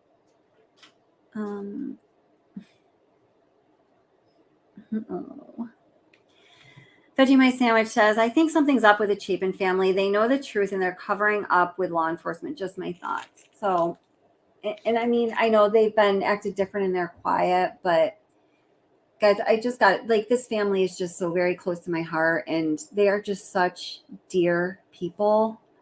And I get Stacey Chapin's, statements and the family's sense that they don't want to be, even going to the trial or, getting all tangled up in these details. It's going to all pan out at the end. Her bottom line is none of that is going to bring Ethan back. And my God, like if that's how she feels, if that's what's in her heart, and she and her husband talk about, still having to get up every day and make their coffee and live their life and support their 2 other children who just lost their triplet sibling. I can't imagine effectively doing that and being all wrapped up in this case. I mean, they're such good people. There's truly nothing scandalous about them. They are just doing their best to live a life that none of us can even imagine having to live after what happened to them.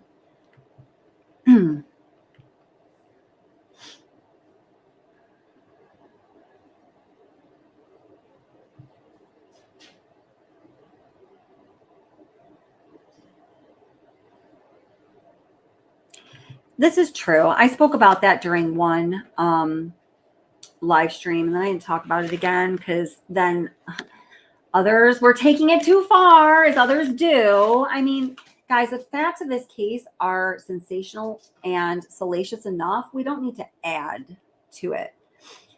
Angel D says, someone allegedly said that Xana and Ethan had an argument at the frat party, and this was very unlike them. In fact, people said that was the first time they'd ever even witnessed them argue.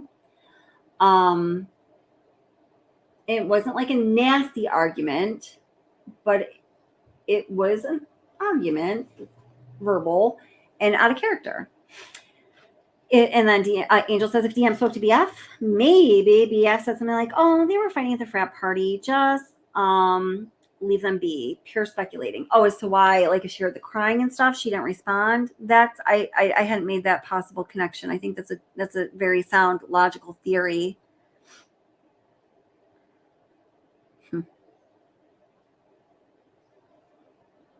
Yeah, Mary said, knowing hours before came from Kim. That's right. And she really pushes that. And so does the guy known as David, who I actually think I know who David is now. I just need like one more degree of verification on that, and then I'll put that out there. But yes, they did push that, but really, I think that in the midst of such a strict and broad gag order, when there was really nothing new to talk about with this case, I think that some creators found that talking about this case was their cash cow, their bread and butter, so to speak. And they had to make shit up, and they found people to support their making shit up. And people do that because some people like aren't right and don't do the right thing. And that's my opinion on that. It's kind of more than my opinion, but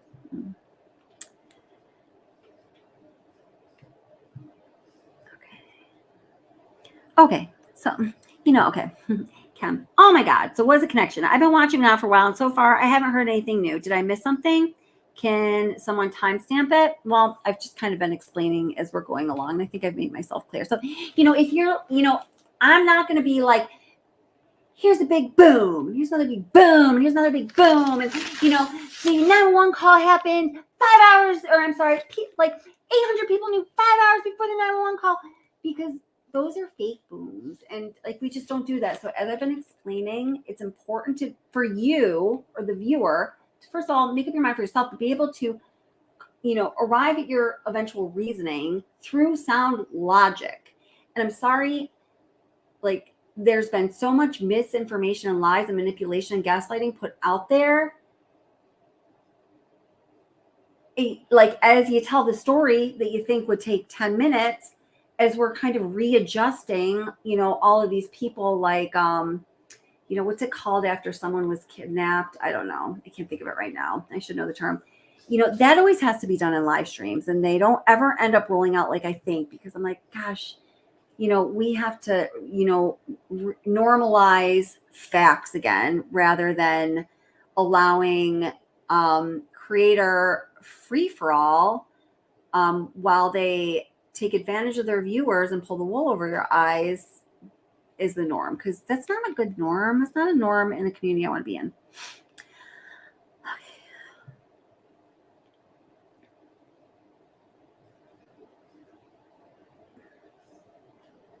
Let's see. Okay, here we go. Obviously, BK's alibi can't, oh my gosh, and this is Randy, can't be the driver. The driver is another suspect as far as you're concerned. Too many moving parts going on at 4 a.m. Randy, that is the most rational thing I've heard you say. Thank you. Hi, Anaphylaxis. Thank you, darling. You're awesome. She's great, isn't she?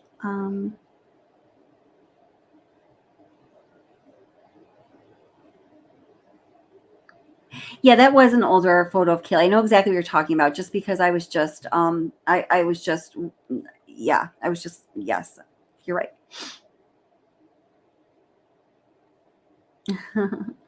Kelly, I think you can multitask, LOL. It helps to label. Oh, thank you. Okay, so, all right, so where are we at? So Dylan did call the roommates. This is verified by a number of sources. And among those roommates, of course, was Bethany. Bethany, of course, was the only one of the roommates who responded for obvious reasons.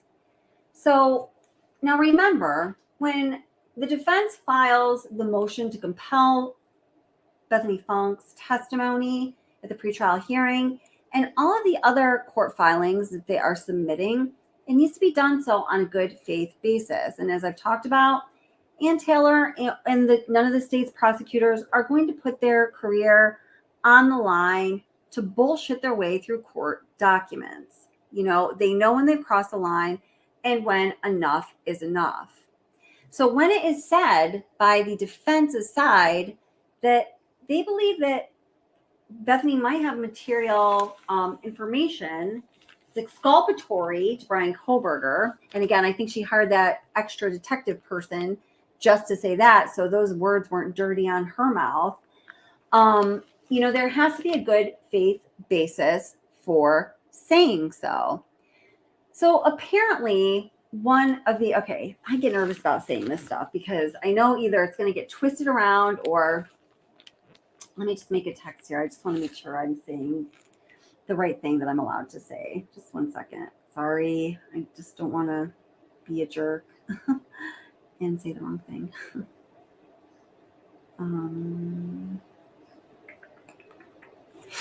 Just a minute. I gotta wait for that text to come back. Just give me 1 second here, guys. Sorry. Oh, but here's an interesting twist on this. I don't know. Tell me if you guys can hear the audio on this one. I'm just gonna play a very short TikTok video while I'm waiting to hear back from these guys to make sure I'm not like overstepping my bounds or whatever that statement is. Ooh, let me bring it into the stream first.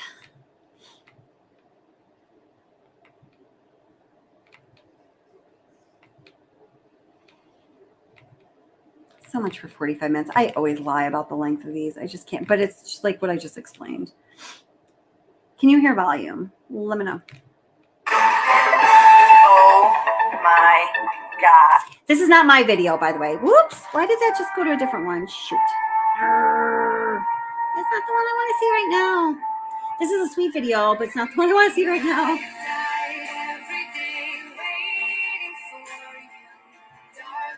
Okay, wait a minute. Sorry, guys. Where'd the other one go? There, no.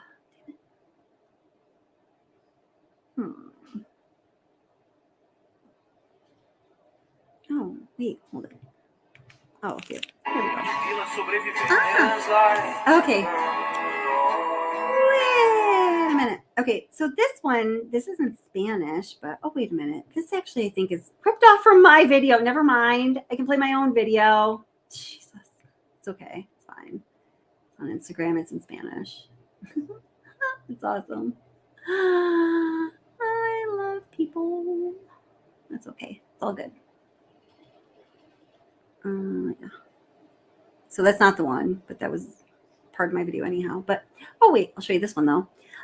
So this is just FYI. Yeah, the picture of it's the group that's Bethany, Xana,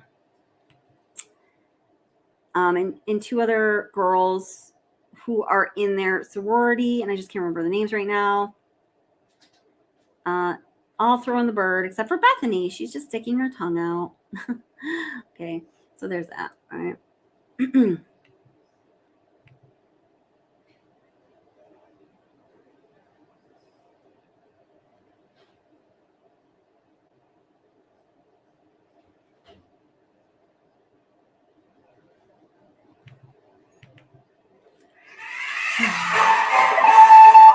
Okay, let me bring this in the stream and tell me. I think you have audio. I mean, it's super loud on my end. Let me know.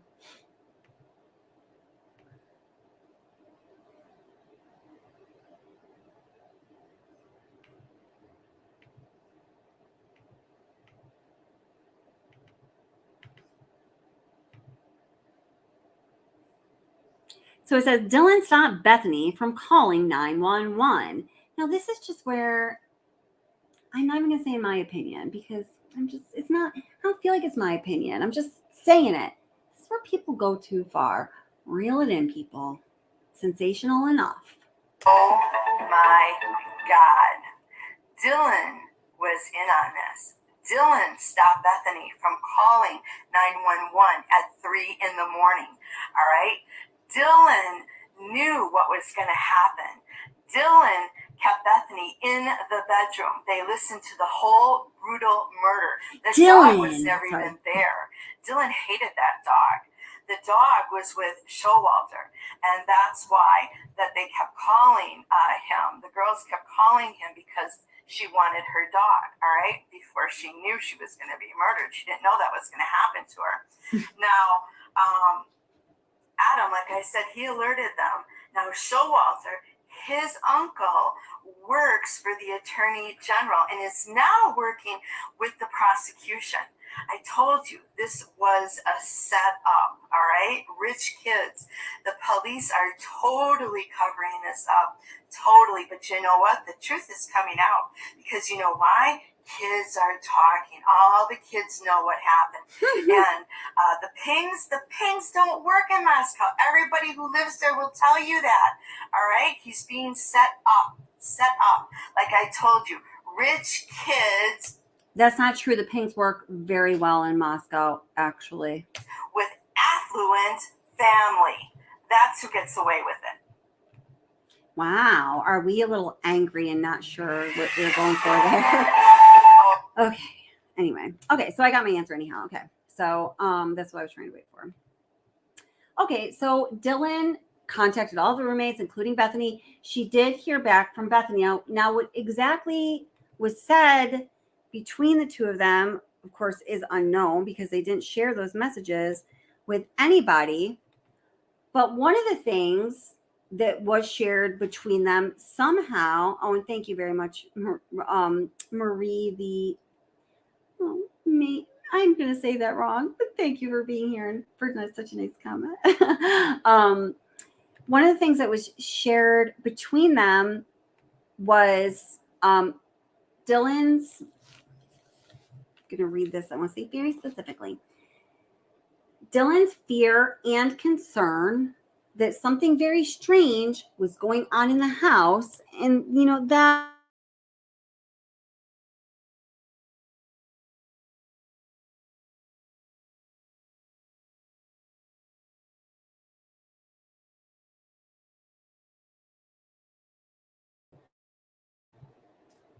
I have no idea. I just randomly unplugged my microphone. I don't know why. I think it's because I was getting nervous. That's what I like, you know, subliminally. Okay. So Dylan expressed like her concern. Oh my gosh, I just heard all these crazy things. I'm just, and I'm just like kind of imagining and somewhat having information about what was said. Something like, oh my gosh, and I've been trying to get a hold of everybody else. Nobody's answering. What the fuck is going on? And Bethany at first not being alarmed at all because she was another floor down, right? And Dylan was right beneath Maddie's bedroom, as we saw, trying to calm her down. And Dylan actually kind of doing the opposite of what that last video just said. She was more like saying, no, Bethany, this was real. Like something is going on. She was very concerned. Bethany obviously had picked up on that.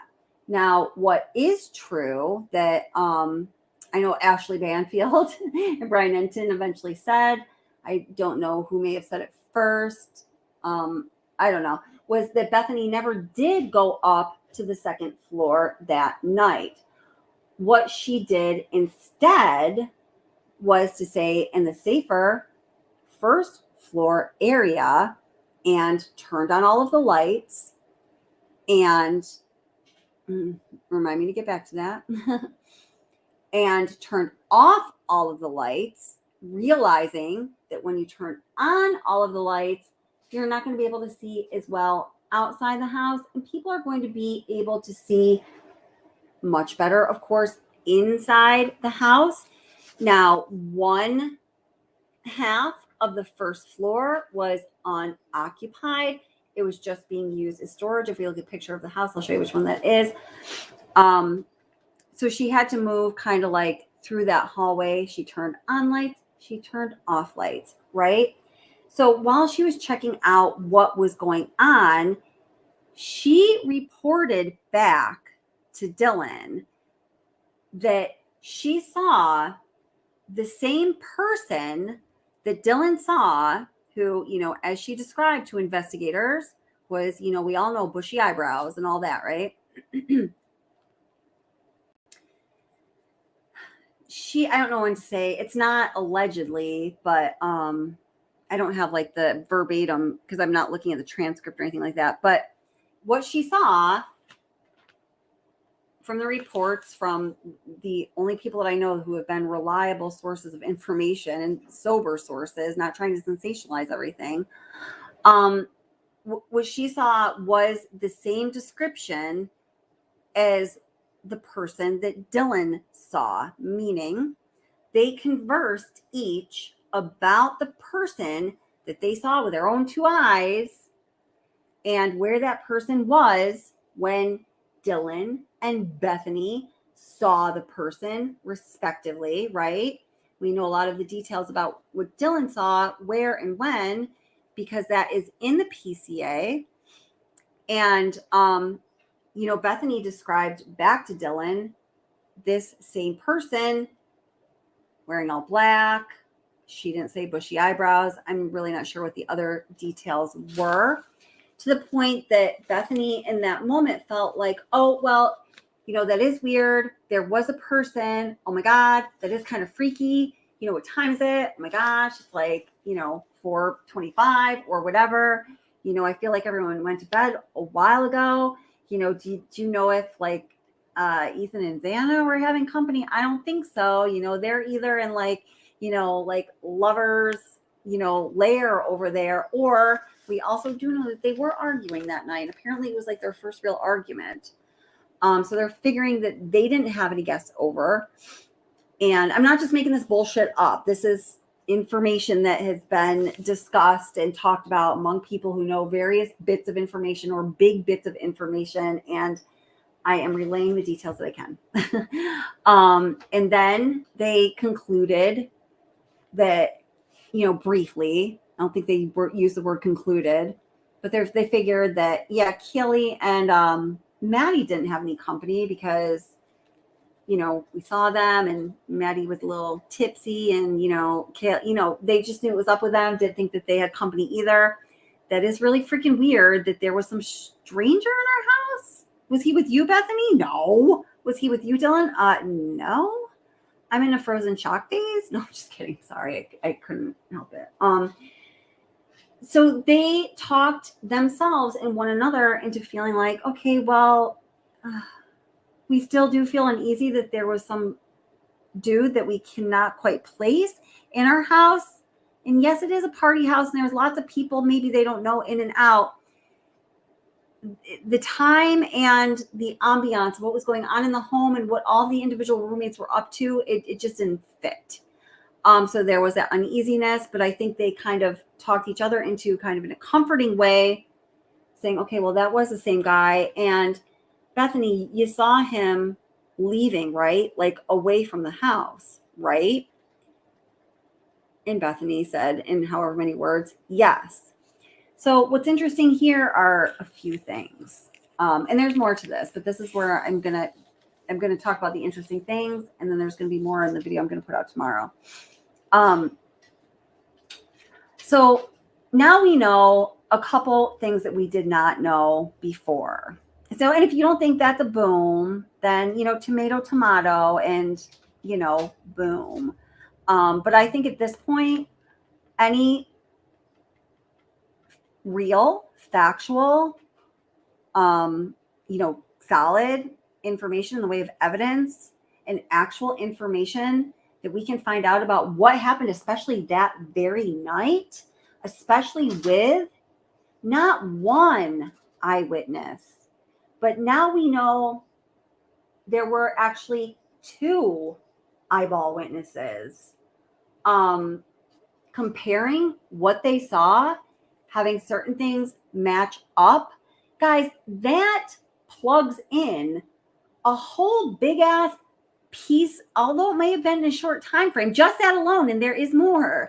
It plugs in a big piece of the puzzle that we did not have before we knew that evidence.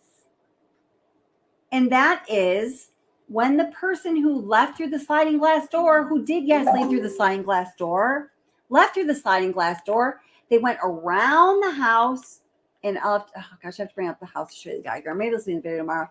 And down, around the back of the house, the sliding glass doorway, around the house, and then past where Bethany Funke could rather clearly see the person from her bedroom window. I mean, did you guys even know that that was the path before? Like, that is, I haven't received a nugget of information like that, except for when, I'm getting things from the people who were actually, there like a few hundred yards away, since I don't even know when. Let me stop for a minute and just check chat.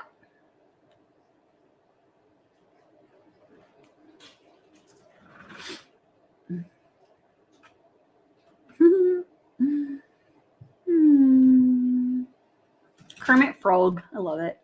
It's obvious Kohberger didn't do it. If you think that, it's because of the mainstream media.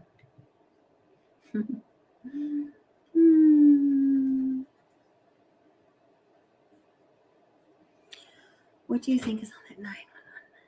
Hey, what do you think is on that 911 call that could compromise the case? I honestly really do not believe it's anything that could compromise the case.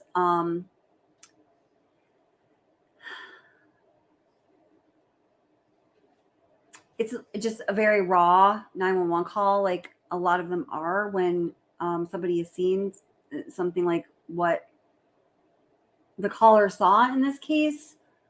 But there were a lot of things going on around that call with the surviving roommates, and I don't know why the police didn't choose to disclose it. I think that there is, and I certainly haven't heard it, but from what I understand from the perspective of the caller, is that there was a lot going on. There was a lot of information to be gleaned from that call, not necessarily from the dispatch, but from somebody who is familiar with the actual investigation and how things unfolded as they learn about the case. They then hear the 911 call. It's a shitload of information that I think maybe investigators just don't want out there, hopefully for the purpose of preserving evidence and the sanctity and authenticity of the trial, because that's what it should be for, but I don't know.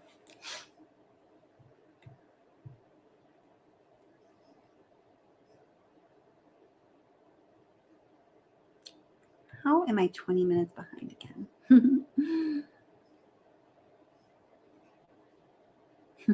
Save this podcast. Save this podcast. Like this specific one. Heck yeah.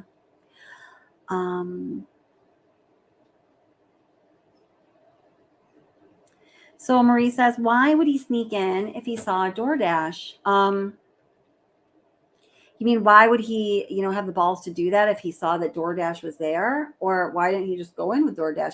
I could read that two different ways. I just think that he was from his personality profile, he was intent on doing what he was there to do that night. I think that very little having to do with reason was going to stop him. Like once he had like K-bar, fixed blade in hand and mask on face and bushy eyebrows, bushed, he was just going to do it. That's what I think. I could be wrong on that one, but it's just what I think.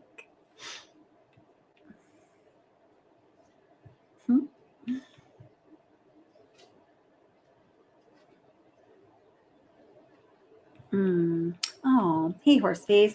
The dot girl is a fraud. She has a distinct voice, and I have heard her many times in other creators' lives. Some people like to catfish. The dot girl. Who's that? Huh? But thank you. Yeah.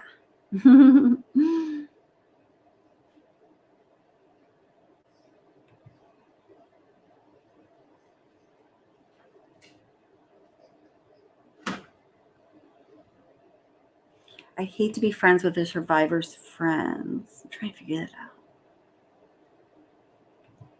Brazilian, can you stop looking at chat for a little bit and get to the point? You are just all snark.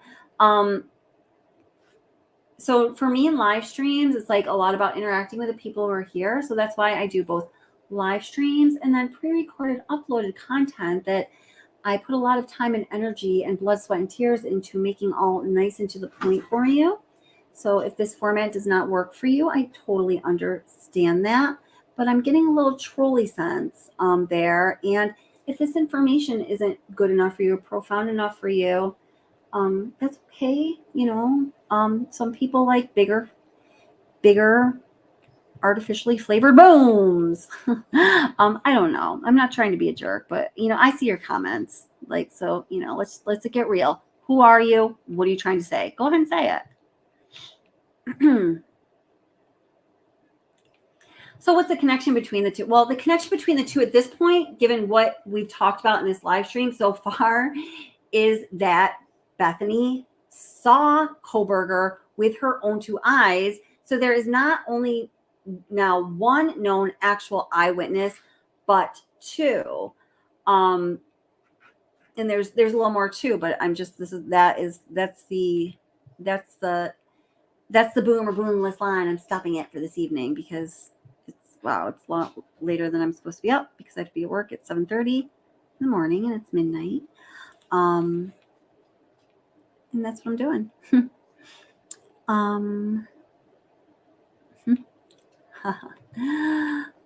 Why do you think that DM and BF did not call the police? Dude, get to the point, please. Oh my God. So why does everybody have this like preconceived idea of what the point I'm getting to is? Y'all had no idea what the point I was getting to was, because that is actually new information. I'm sorry, it's not all salacious and sensational, but I don't make shit up. So if you want to go get some made up shit, go to another channel. You know what I mean? So I don't know why they didn't call that night. Like I just explained, to the point of the story that I've gotten to, they have talked themselves into believing that it was really fucking weird that this person was unexplainedly in their house at that time in that situation with appearances as they were.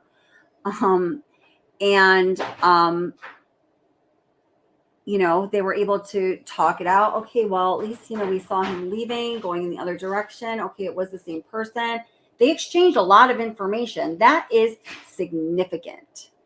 So what might be the exculpatory evidence that the defense is going for, or why Ann Taylor wanted for Bethany to testify at the pretrial hearing so she could say that she saw him and was able to identify him on the basis of what she wouldn't want the jury to know. And he was walking away from the house. In fact, he wasn't inside the house. He was outside the house. Now we know that Dylan Mortensen has a lot of credibility issues as it is. That's nothing personal to her, but there are a shitload of credibility issues. Number one, in flashing neon lights, the 8-hour lapse in time until the 911 call was made. And then it wasn't even her who initiated the call. She called someone else first. So major credibility issues. So if Ann Taylor can, and I hate to be giving the defense some tips because this is really what they ought to do at this point with what we know now. If the defense can have the state's witness, as it just said in one of those recent court documents we read, if they can cross-examine the state's witness, who's Bethany Funke, and they can get out of her through sworn testimony, and obviously they wanted to depose her beforehand. So if she strayed from what she said in the deposition, they could impeach her testimony. Okay. Oh man, I'm giving the defense too many tips now. It's exactly like the game plan they laid out. They're going to let the state's witness be called. They're going to cross-examine it. They're going to get all this information out of Bethany Funke. So you saw him outside the house. Yes, I did. I did. Yes, I did. I can assure the jury and the public that, yes, I saw him outside the house. Is him Bryan Kohberger? Well, yeah, it's Bryan Kohberger. Oh, so you're saying that the that you saw outside of the 1122 King Road residence is Bryan Kohberger? Yes, it's Bryan Kohberger. Your Honor, objection, asked and answered. Objection overruled. I'm going to let the witness respond this once, but then we're going to move on. Okay, thank you, Your Honor. I have already said several times that yes, it was definitely Bryan Kohberger, Ann Taylor. So you are saying you definitely saw a man in this description outside of your house. Yes. And what direction was he coming from? Well, like up the hill, like towards the back of the house. And what direction was he going in? He was moving quickly away from the house. As a matter of fact, the next time I looked out the window, I couldn't even see him anymore. He was like gone. And that's not actually what happened, but that might be something she could say or something close to it. Okay. And Miss Funke, are you sure that the man you saw outside your house, moving quickly away from your house, is the man that is sitting over there? And yes, I am sure. Objection. Okay, sustained. That's enough with that line of questioning, Miss Taylor.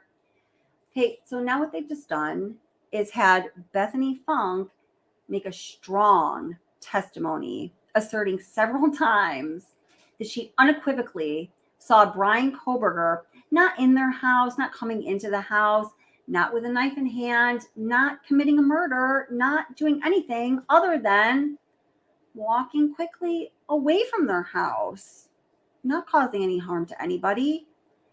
Then they absolutely trash Dylan Mortensen's credibility because it's trashable based on what we know. What are we left with? We are left with strong testimony of Bethany Funke seeing Kohberger not inside the house, but actually fleeing away from the house, not doing anything to anybody. Maybe he was even petting a puppy. Who knows? And, all of this, incriminating evidence, putting Kohberger at the scene in the house in like this way from Dylan Mortensen is gone because her credibility issues, honestly, very well might be insurmountable. So if that is not a big enough deal for you all, you should go take a nap or go to bed. It's all good. You'll wake up tomorrow and you'll be less cranky. But it's a big deal, don't you think? Oh, gosh. I think I'm done making the point.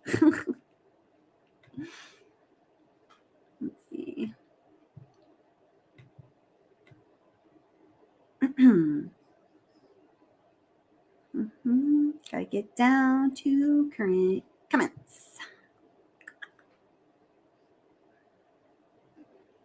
Who's speaking, please? Well, that was me, but I was playing different roles.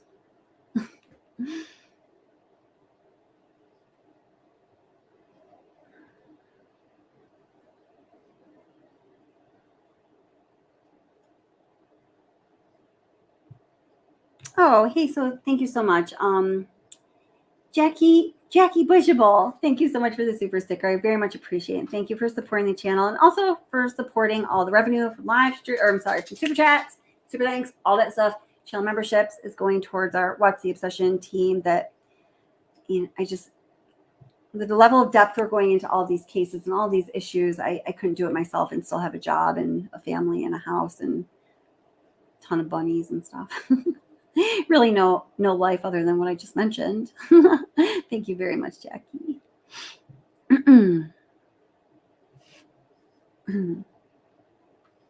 Yeah, they are all, they're frauds. I don't know who Angel Girls is, honestly, but yeah, frauds for sure. Yeah.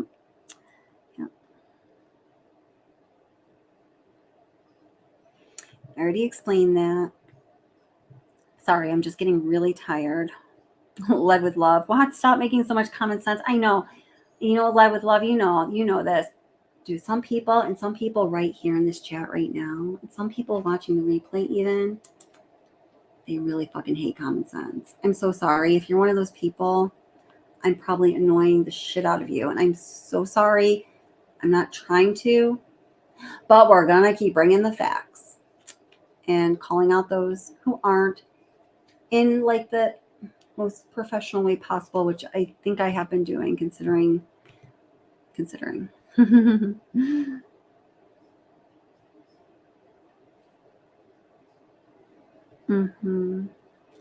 Yeah. Thank you, Tara. You know, and it is hard to be a moderator on this channel when things get heated because, you know, they know I do like to let people say whatever they need to say without, you know, censoring it. You know, the kind of restrictions are just respect for each other, victims and their families. Sometimes it's hard to know when that line is crossed, you know, and I know you guys are so awesome moderators and they're trying to think like, you know, how do we want the channel to be? How does Kelly want the channel to be? How do we all, you know, because they're a big part of it, want the channel to be. And sometimes it's a hard call to make. So, but she says, I've been watching quietly. Some of the comments are gross, blaming people that have nothing to do with any of this. It's just traumatizing the families more. Amen. That's right. Goodness, people have some respect. Thank you. Yes. Yeah.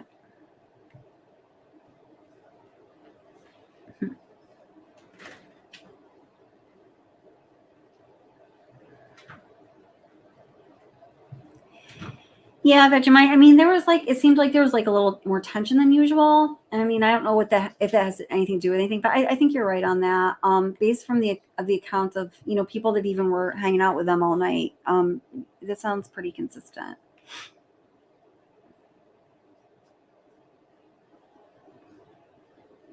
I'm sorry.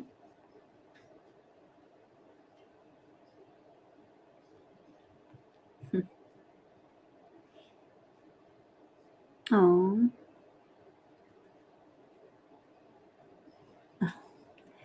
Well, see, that's the thing. See, and then Charles, you know, I want Charles to say what he wants to say because I think you say good things, Charles. So, you know, we just all have to try to, you know, anyway, you know, we're all adults, guys. We know what to do. Oh my God. Yeah, I know. Was that lady trying to say that DM is getting away with Miller? If so, some Schrodinger's DM type of stuff, simultaneously rich and affluent, and so poor she has to sell Dylan to support her habit. Such nonsense. Yes, you got that one pegged.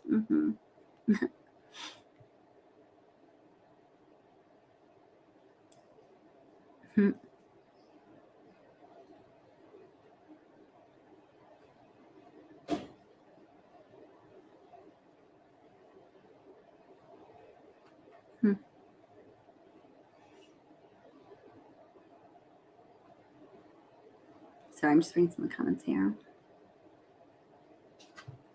Yeah, no, you guys are doing a great job, Mitchie. Thank you so much. Yeah, it's really hard. I mean, you guys are amazing.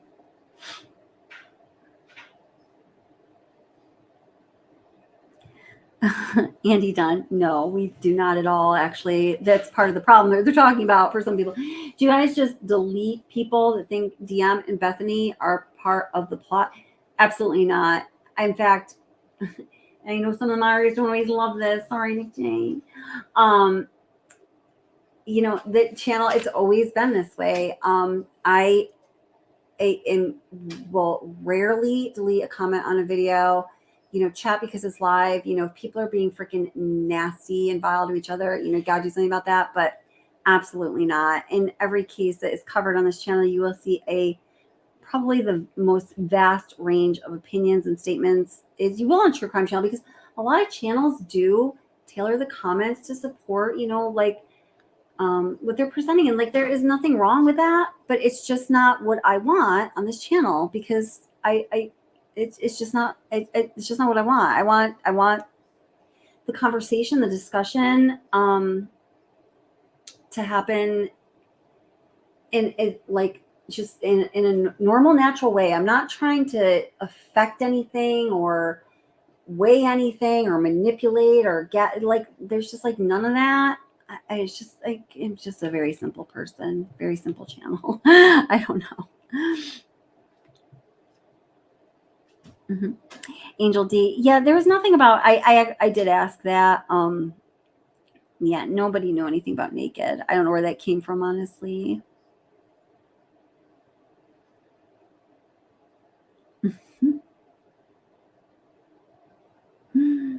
Oh my gosh.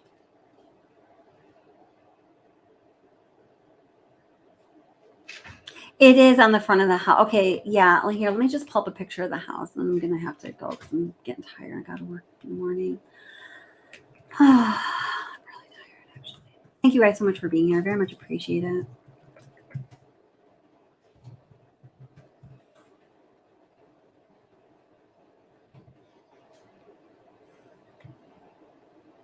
I don't know. I mean, like, honestly, I just reading some of the comments. Like, I'm being real about everything else. I'm going to be real about, the standard that I hold myself to in this channel too, and the standard with which I review information and other people on this team review information, and how careful we are about it and how discriminating we are about it, because I don't want to, I will not provide you anything that I knowingly am presenting as truth or fact that is not. That's just, I mean, even just like from like my profession, like that does not reflect well. I mean, it's just not, I would not and cannot do that. I will not do that. So, I mean, I am going to say that of all the channels covering this case, I mean, there's great channels, even like, my two Idaho friends, and there's expanding, but the two guys I had the original connection with, they would pick up on some things. Like, they wanted me to start talking about things because of the WSU Kim narrative and all that. And I've already talked about that. I won't get into it because it gets me and everyone else heated. And I understand why they felt the way they did. They didn't watch any other channels that were like this channel, that were like just supporting the facts. And so I turned them on to Grizzly True Crime and Sleuthy Goosey. And there's definitely more, but there were a couple of things I saw on those channels I specifically wanted them to see, so I could say, like, listen, there's other channels they're telling the truth, and like, because I mean, this weighs on them, and all like, it's like some days more or less, right, but a lot.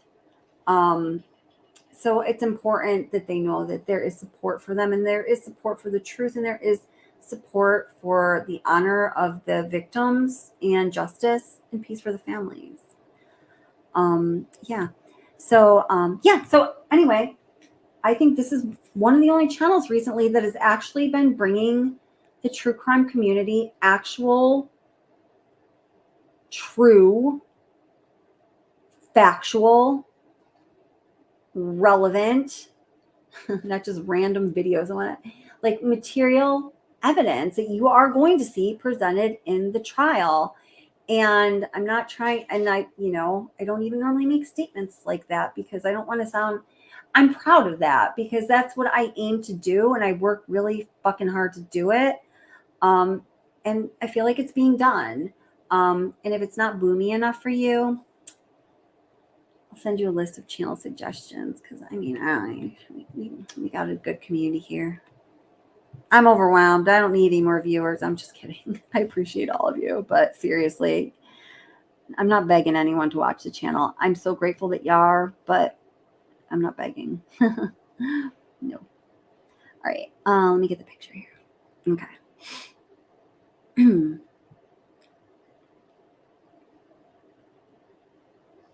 Okay. So this one's good enough. Actually, this is kind of perfect, I think. Oh, God, I'm tired. Sorry. I don't need to be rude. I'm sorry.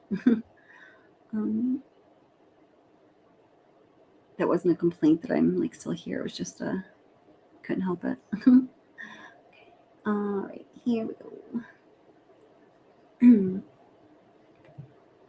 Well, you got a couple of perspectives actually. So look at this one first.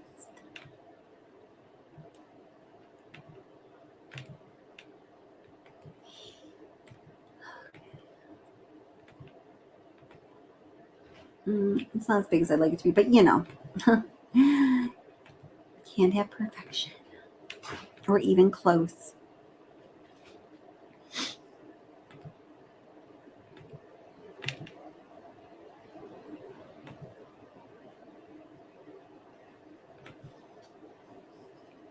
All right, so to answer your question, as we're looking at the house here, Dylan's bedroom is the one. Yeah. No, I'm saying this right. I'm second guessing myself. No shit. That's right. Dylan's bedroom is the one that had on the first floor there that has the window coverings. And then the other bedroom that's closer to that door there, whether you call it the front or back, guys, I don't know. I've heard it called both. I don't know which technically is what. Is a little bit of like storage, like nobody was in it at the moment. There was a 6 roommate. There's now only 5 roommates. So that was that. So although Bethany did go from these room to room, remember she turned on the lights, she turned off the lights. May have turned on and off a light more than once. Those details aren't they're super specific, and I can't tell you that I know all those details for sure. But she did go from one side to the other. When she saw him, she was standing in the window, or looking out the window, I'm sorry, on the first floor where there is window coverings. So she saw him come down. I'm second guessing myself now, but let me just, I don't know if you guys are listening. Can you tell me if you know which side of the house she saw him come down? I think I have an idea, but I don't want to put out there wrong. I'm going to send a text too. Just one second. Send a text.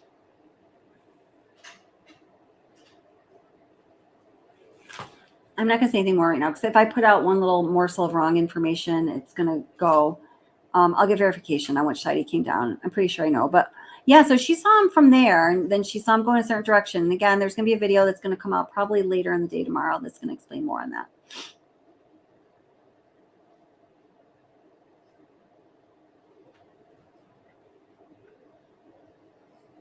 Yeah, Vegemite sandwich.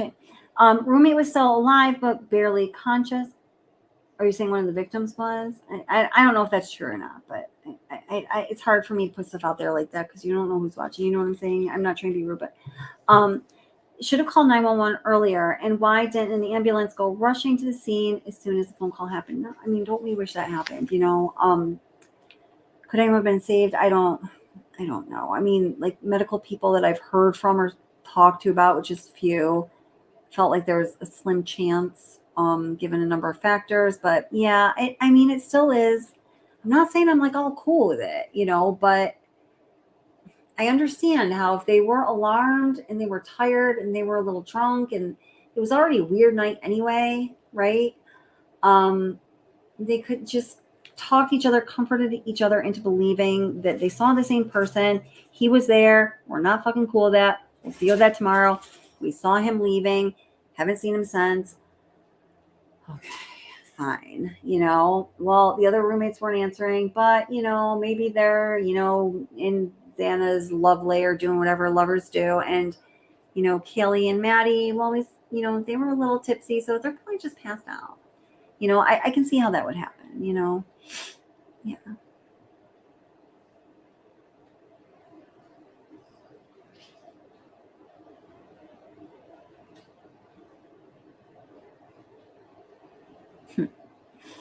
Out of sight, Vegemite. Jody's Cool says, I find DoorDash very suspicious. Hard to believe a coincidence. It definitely is. I don't normally believe in much in the way of coincidence. I just don't really know what to think about it. Here's what I know. Basically what was said in the PCA, and I do believe strongly that it was an order from Jack in the Box. I do believe that the bag that we see in the kitchen with Xana's name on it was from that order. Maybe it's not though, but that's I don't know much about it. That's all I know about it. I don't have much to go on. Even like the fraternity brothers or anyone else that I've spoken to, a family member doesn't know about that, because why would they know about that, right? Gag order. So all I know is those very limited set of facts. What I do know in addition to those limited set of facts is there's a whole shitstorm of manufactured material to keep, that cash cow producing those dollar bills, y'all, about the DoorDash driver, because it's fair game. You guys see? So I stay away from it, because I'm not gonna stand for that, deceiving people for a channel's own greedy, gluttonous material gain. Guys, think about it, man. It's not good. It's not okay for me.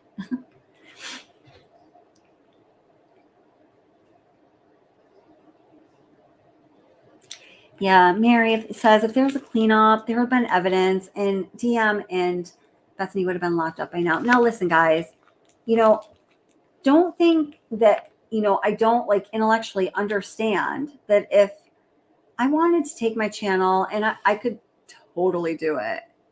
In fact, I could make some awesome videos, I do believe.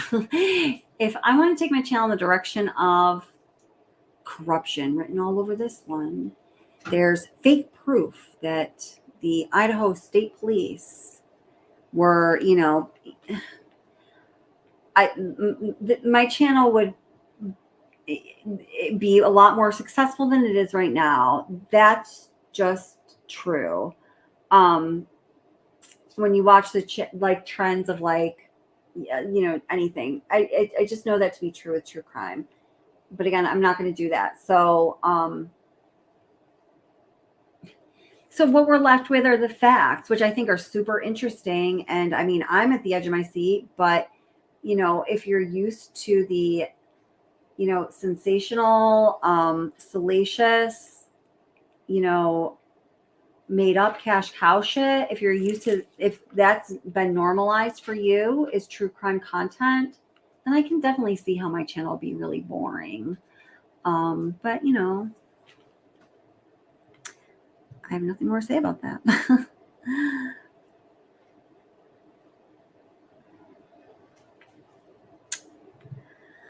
Hi, Dwayne. No, I drew the line of information disclosing for the night. I'm sorry. I'm going to put out a video tomorrow. I do have to get going soon. I don't want to, if I say another thing, I don't want to say something and just leave it hanging out there for others to shred apart with their rumor scissors. Okay. Or just for people to think that was cheap that I did that. So I'm just trying to keep it classy.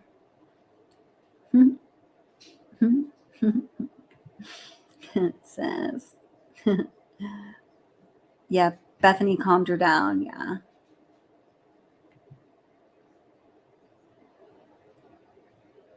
They didn't call because they did. Kermit Frog. I don't know, man. What flavor Kool-Aid are you drinking? No, maybe you really think that.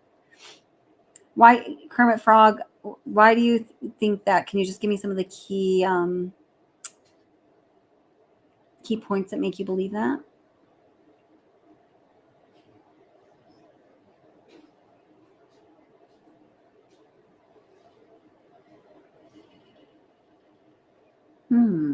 That's interesting.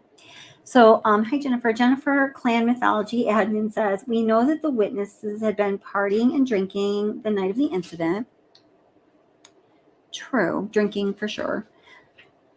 I'm partying, if I don't know if that's what you're trying to say. But yes, I think that's basically true.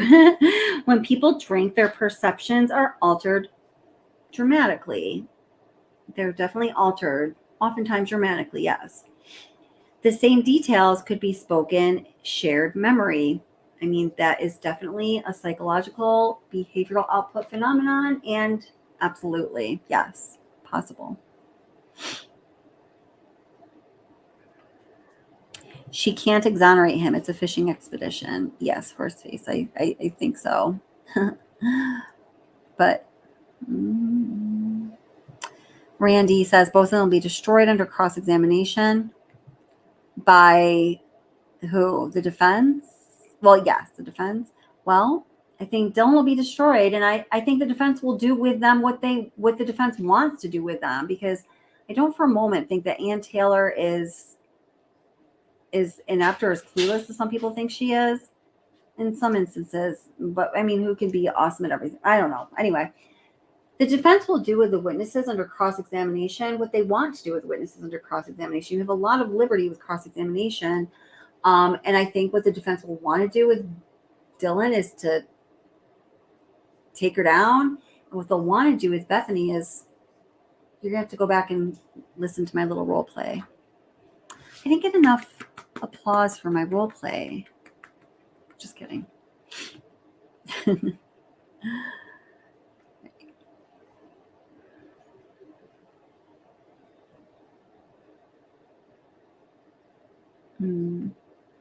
Oh, yeah. Yes.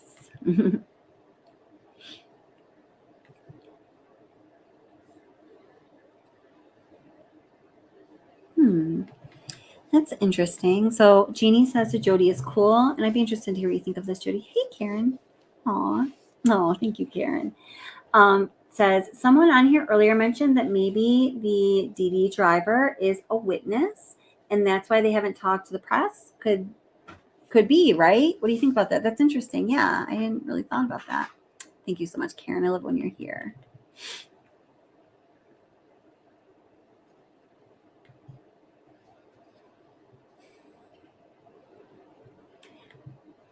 Oh, yes. So, no, I made the connection, and I emphasized it, and I made it again, and yep. I'm sure there are many people on here that could, make it for me, because it's pretty clear.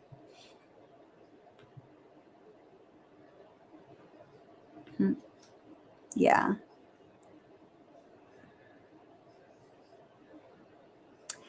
Well, you say Bethany is a witness for the defense. Well, we haven't seen the witness lists yet, right? So that's gagged and sealed. So we don't know. We do know, what that one motion was, but that doesn't necessarily mean anything pertaining to the actual play out of the trial. Keep it simple. Oh, I can't. I'm so tired. I'm sorry.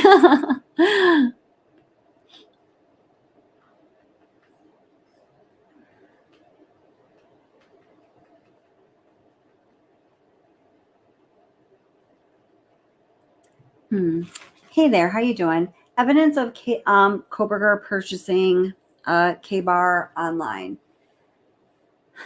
From what I understand, and because this information is sealed and heavily redacted, I don't know which one is true, and I honestly don't know if anyone knows which one is true, but a lot of people make assertions like they do know which one is true.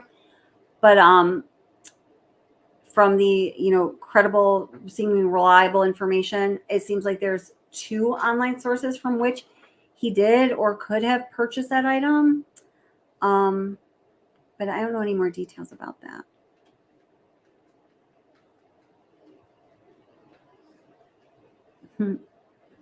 Bethany is not a witness for the defense. Prove it. Thank you, Horseface. That's all I needed to say.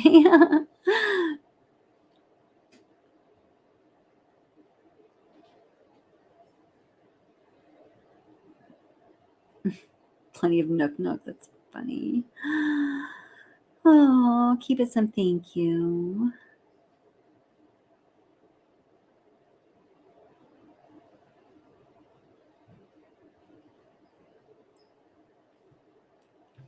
We still know pretty much nothing more than what's in the PCA, in my opinion. Well, you know, I mean, that is definitely the bulk of it, but I don't know. I think, you know, if I mean, I don't know. I think the information I'm putting out right now, and I'll be finishing up tomorrow in a video, I think as far as actual information is being put out, like I said, I think it's important. I think it's material. I think it's pretty big as far as the information that we do get now that's new, but you know, that's a subjective call. So yeah, I think that's right. For the most part, it is in the PCA. I mean, the judge has really like been very consistent with the orders on sealing, redacting, and gagging, or non-dissemination. Oh, hey, listen, they do a really good job. They do, and I know that because of like how I've asked them to allow the chat to be, it's even hard for them sometimes because they're people too and have opinions. So you know, I get it, but they're doing a very good job.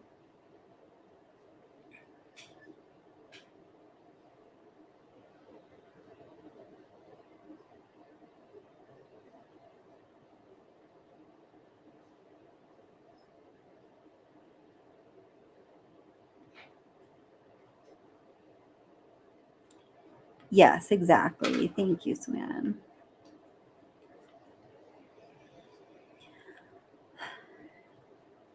Do we know what time Dylan called Bethany? I don't know that. I do not know that exactly. You know, anytime I'd put out there, it'd be me speculating or just kind of working things out logically. But I have a phone call tomorrow before I put out the next video. I'm hoping to maybe get a little more information. I have some follow-up questions I think to ask before.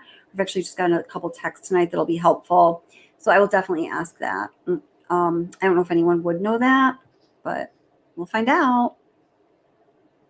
If the people that I have access to do know that, I mean, it's possible other people would know that, but I don't know who other than investigators. Oh, hey, thank you, Angel. I appreciate that. Yes. Oh, I like this. Yes, Horace, Occam's razor, not insane accusations. Thank you.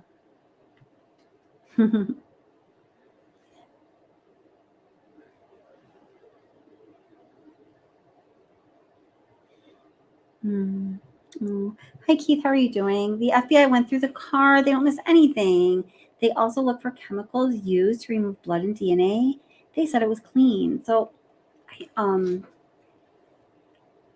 you know where they said it was clean? Because I know people say that, but I don't know where it was actually said is like reported by the FBI that it was clean and also free of any cleaning agents.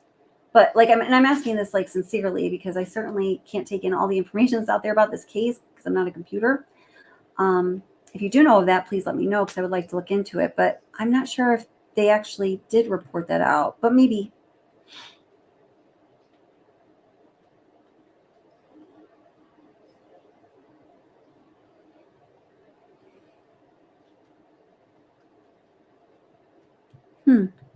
That's interesting, Jennifer. I mean, you never know. I mean, but I tend to not lean that way, but you know, you never know with some things.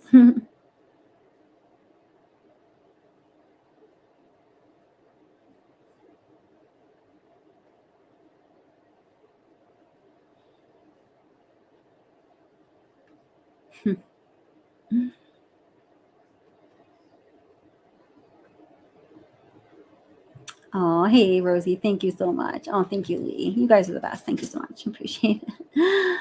Oh, gosh.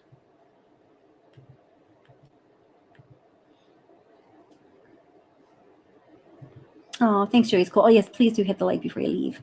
Absolutely.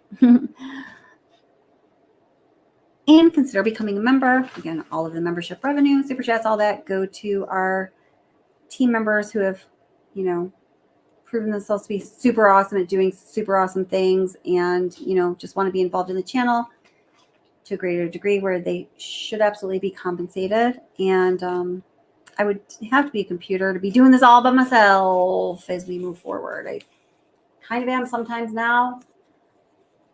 I do have a little help here and there, but I need more if I want the channel to keep moving in the direction that I would like for it to be moving, which is basically consistent with the growth and quality that it has been so far. So if you can help us do that, I really appreciate it.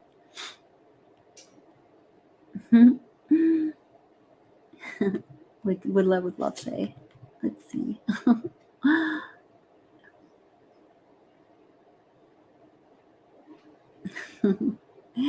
So I know it's been, oh, actually the last few days here in upstate New York have been super cool and awesome, like nice temperature outside.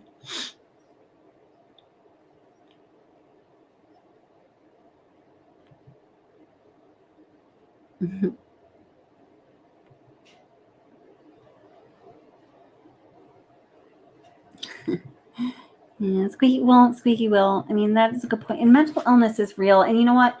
Like group gang mentality is also real. And also, guys, some people out there in the world are very good at gaslighting and manipulating others. Maybe because that's just their way, because of, you know, how they have developed and how they have adapted behaviorally. Or, you know, sometimes, and unfortunately I think more often than not, it's with malicious or selfish intents at the very least, sometimes worse. And those same people who are manipulative and have bad intentions and laugh when they deceive and take advantage of others, some of those same people are also YouTube creators. Just truth.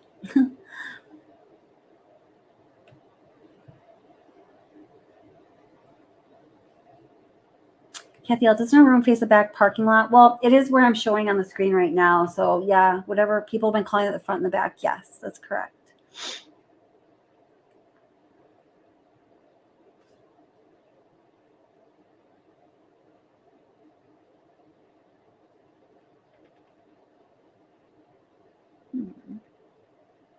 Hey, Mark Willis, how are you doing? Nice to see you.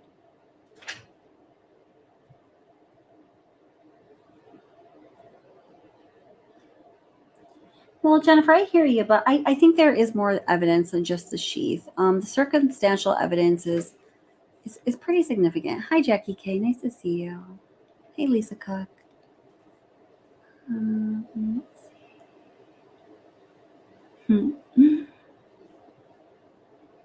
Oh, thank you, Karen G. Yes, Jeannie's amazing. Thank you both.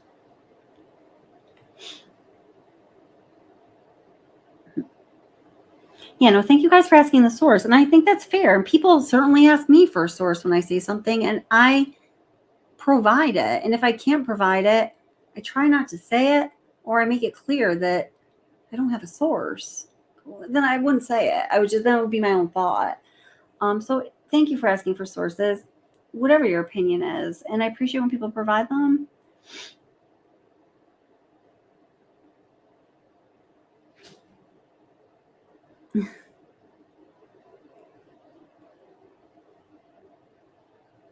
Oh, hey, thank you, Lisa. I appreciate that.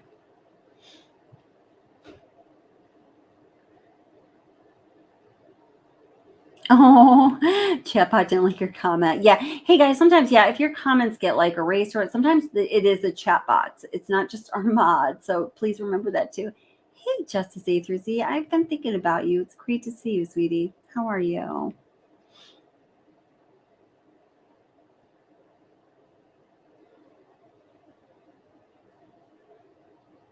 Well, Mike says, not a fan of Occam's razor, can childishly oversimplify things and such.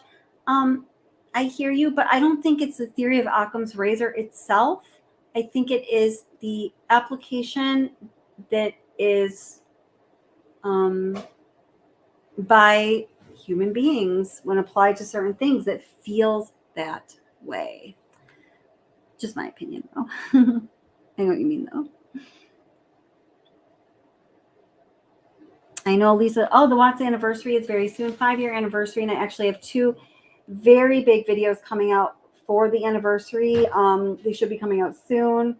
I have a complete Nutgate documentary, all sides presented, all information included, exhaustive, answers the question, is Cece allergic to tree nuts or anything else? Is Bella? And a whole lot of other questions.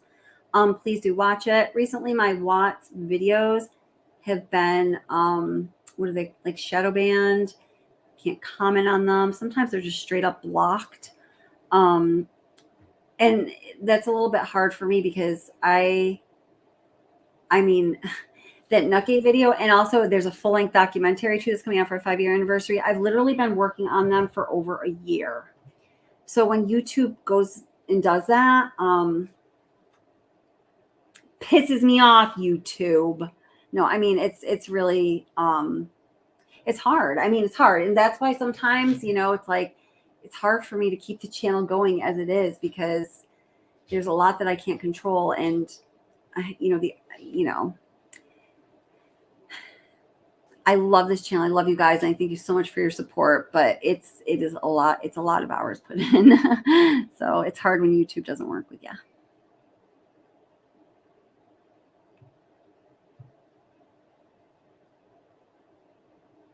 Thank you so much, Agape Love.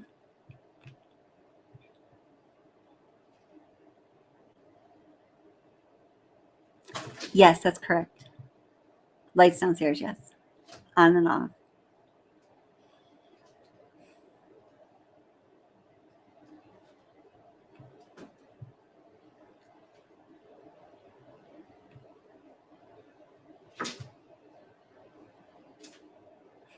Oh, yeah. Yeah. I mean, it's really important. It really, I want, in these like big things I do about the Watts case, all sides will be presented. I know some of the shorter videos, I definitely have feelings on the family dynamics there. And, although things should have gone much differently for Shanann, things should have gone much differently for those children too. And the adults were adults and children were children. So that's that. But yes, all sides will be presented. I know, Jay.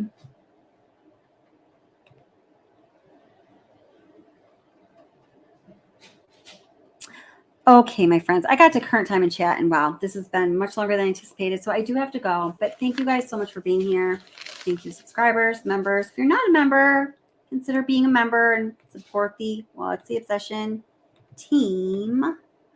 Because people need to be supported. Life is hard, man, and like if I can help out our true crime community friends and people that do really well for this channel. I love it when I can do that. So thank you so much for being here. And thank you, moderators. You guys are absolutely the bomb. And yeah.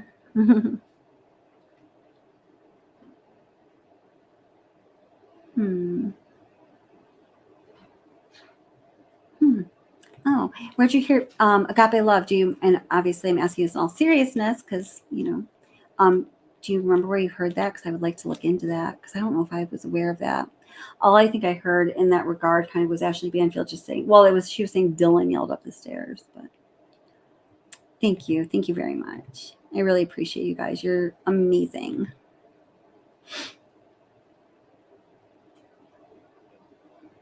Yeah. Oh, good, Randy. I'm glad that you got that. I don't know if everyone followed it, but I think it's like really important point. Maybe I'll try to make it better in a way sometime, but yeah.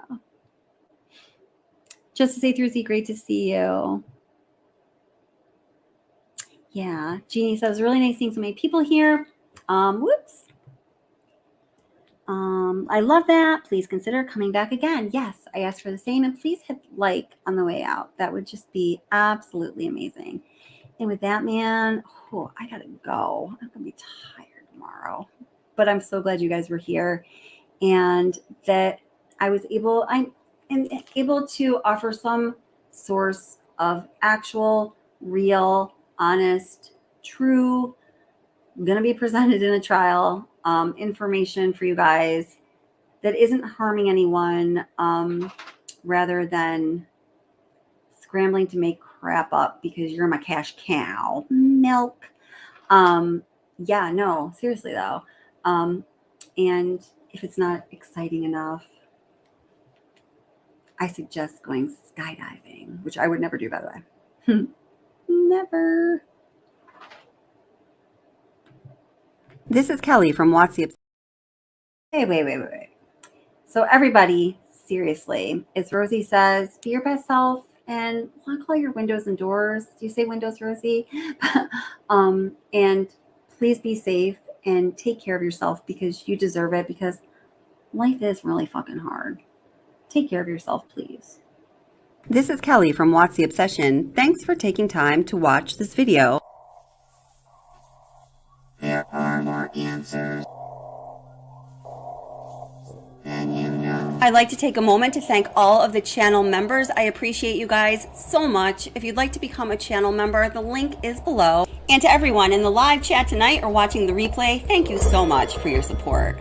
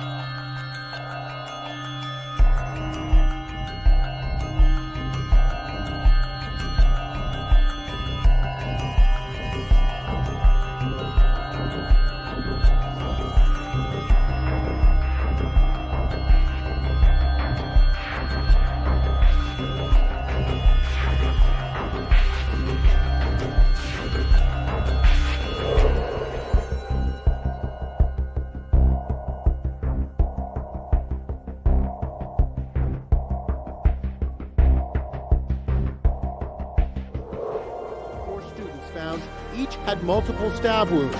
Some had defensive wounds, showing they fought with the attacker. And there was no sexual assault. County Coroner Kathy Mabbutt is describing the murders as personal.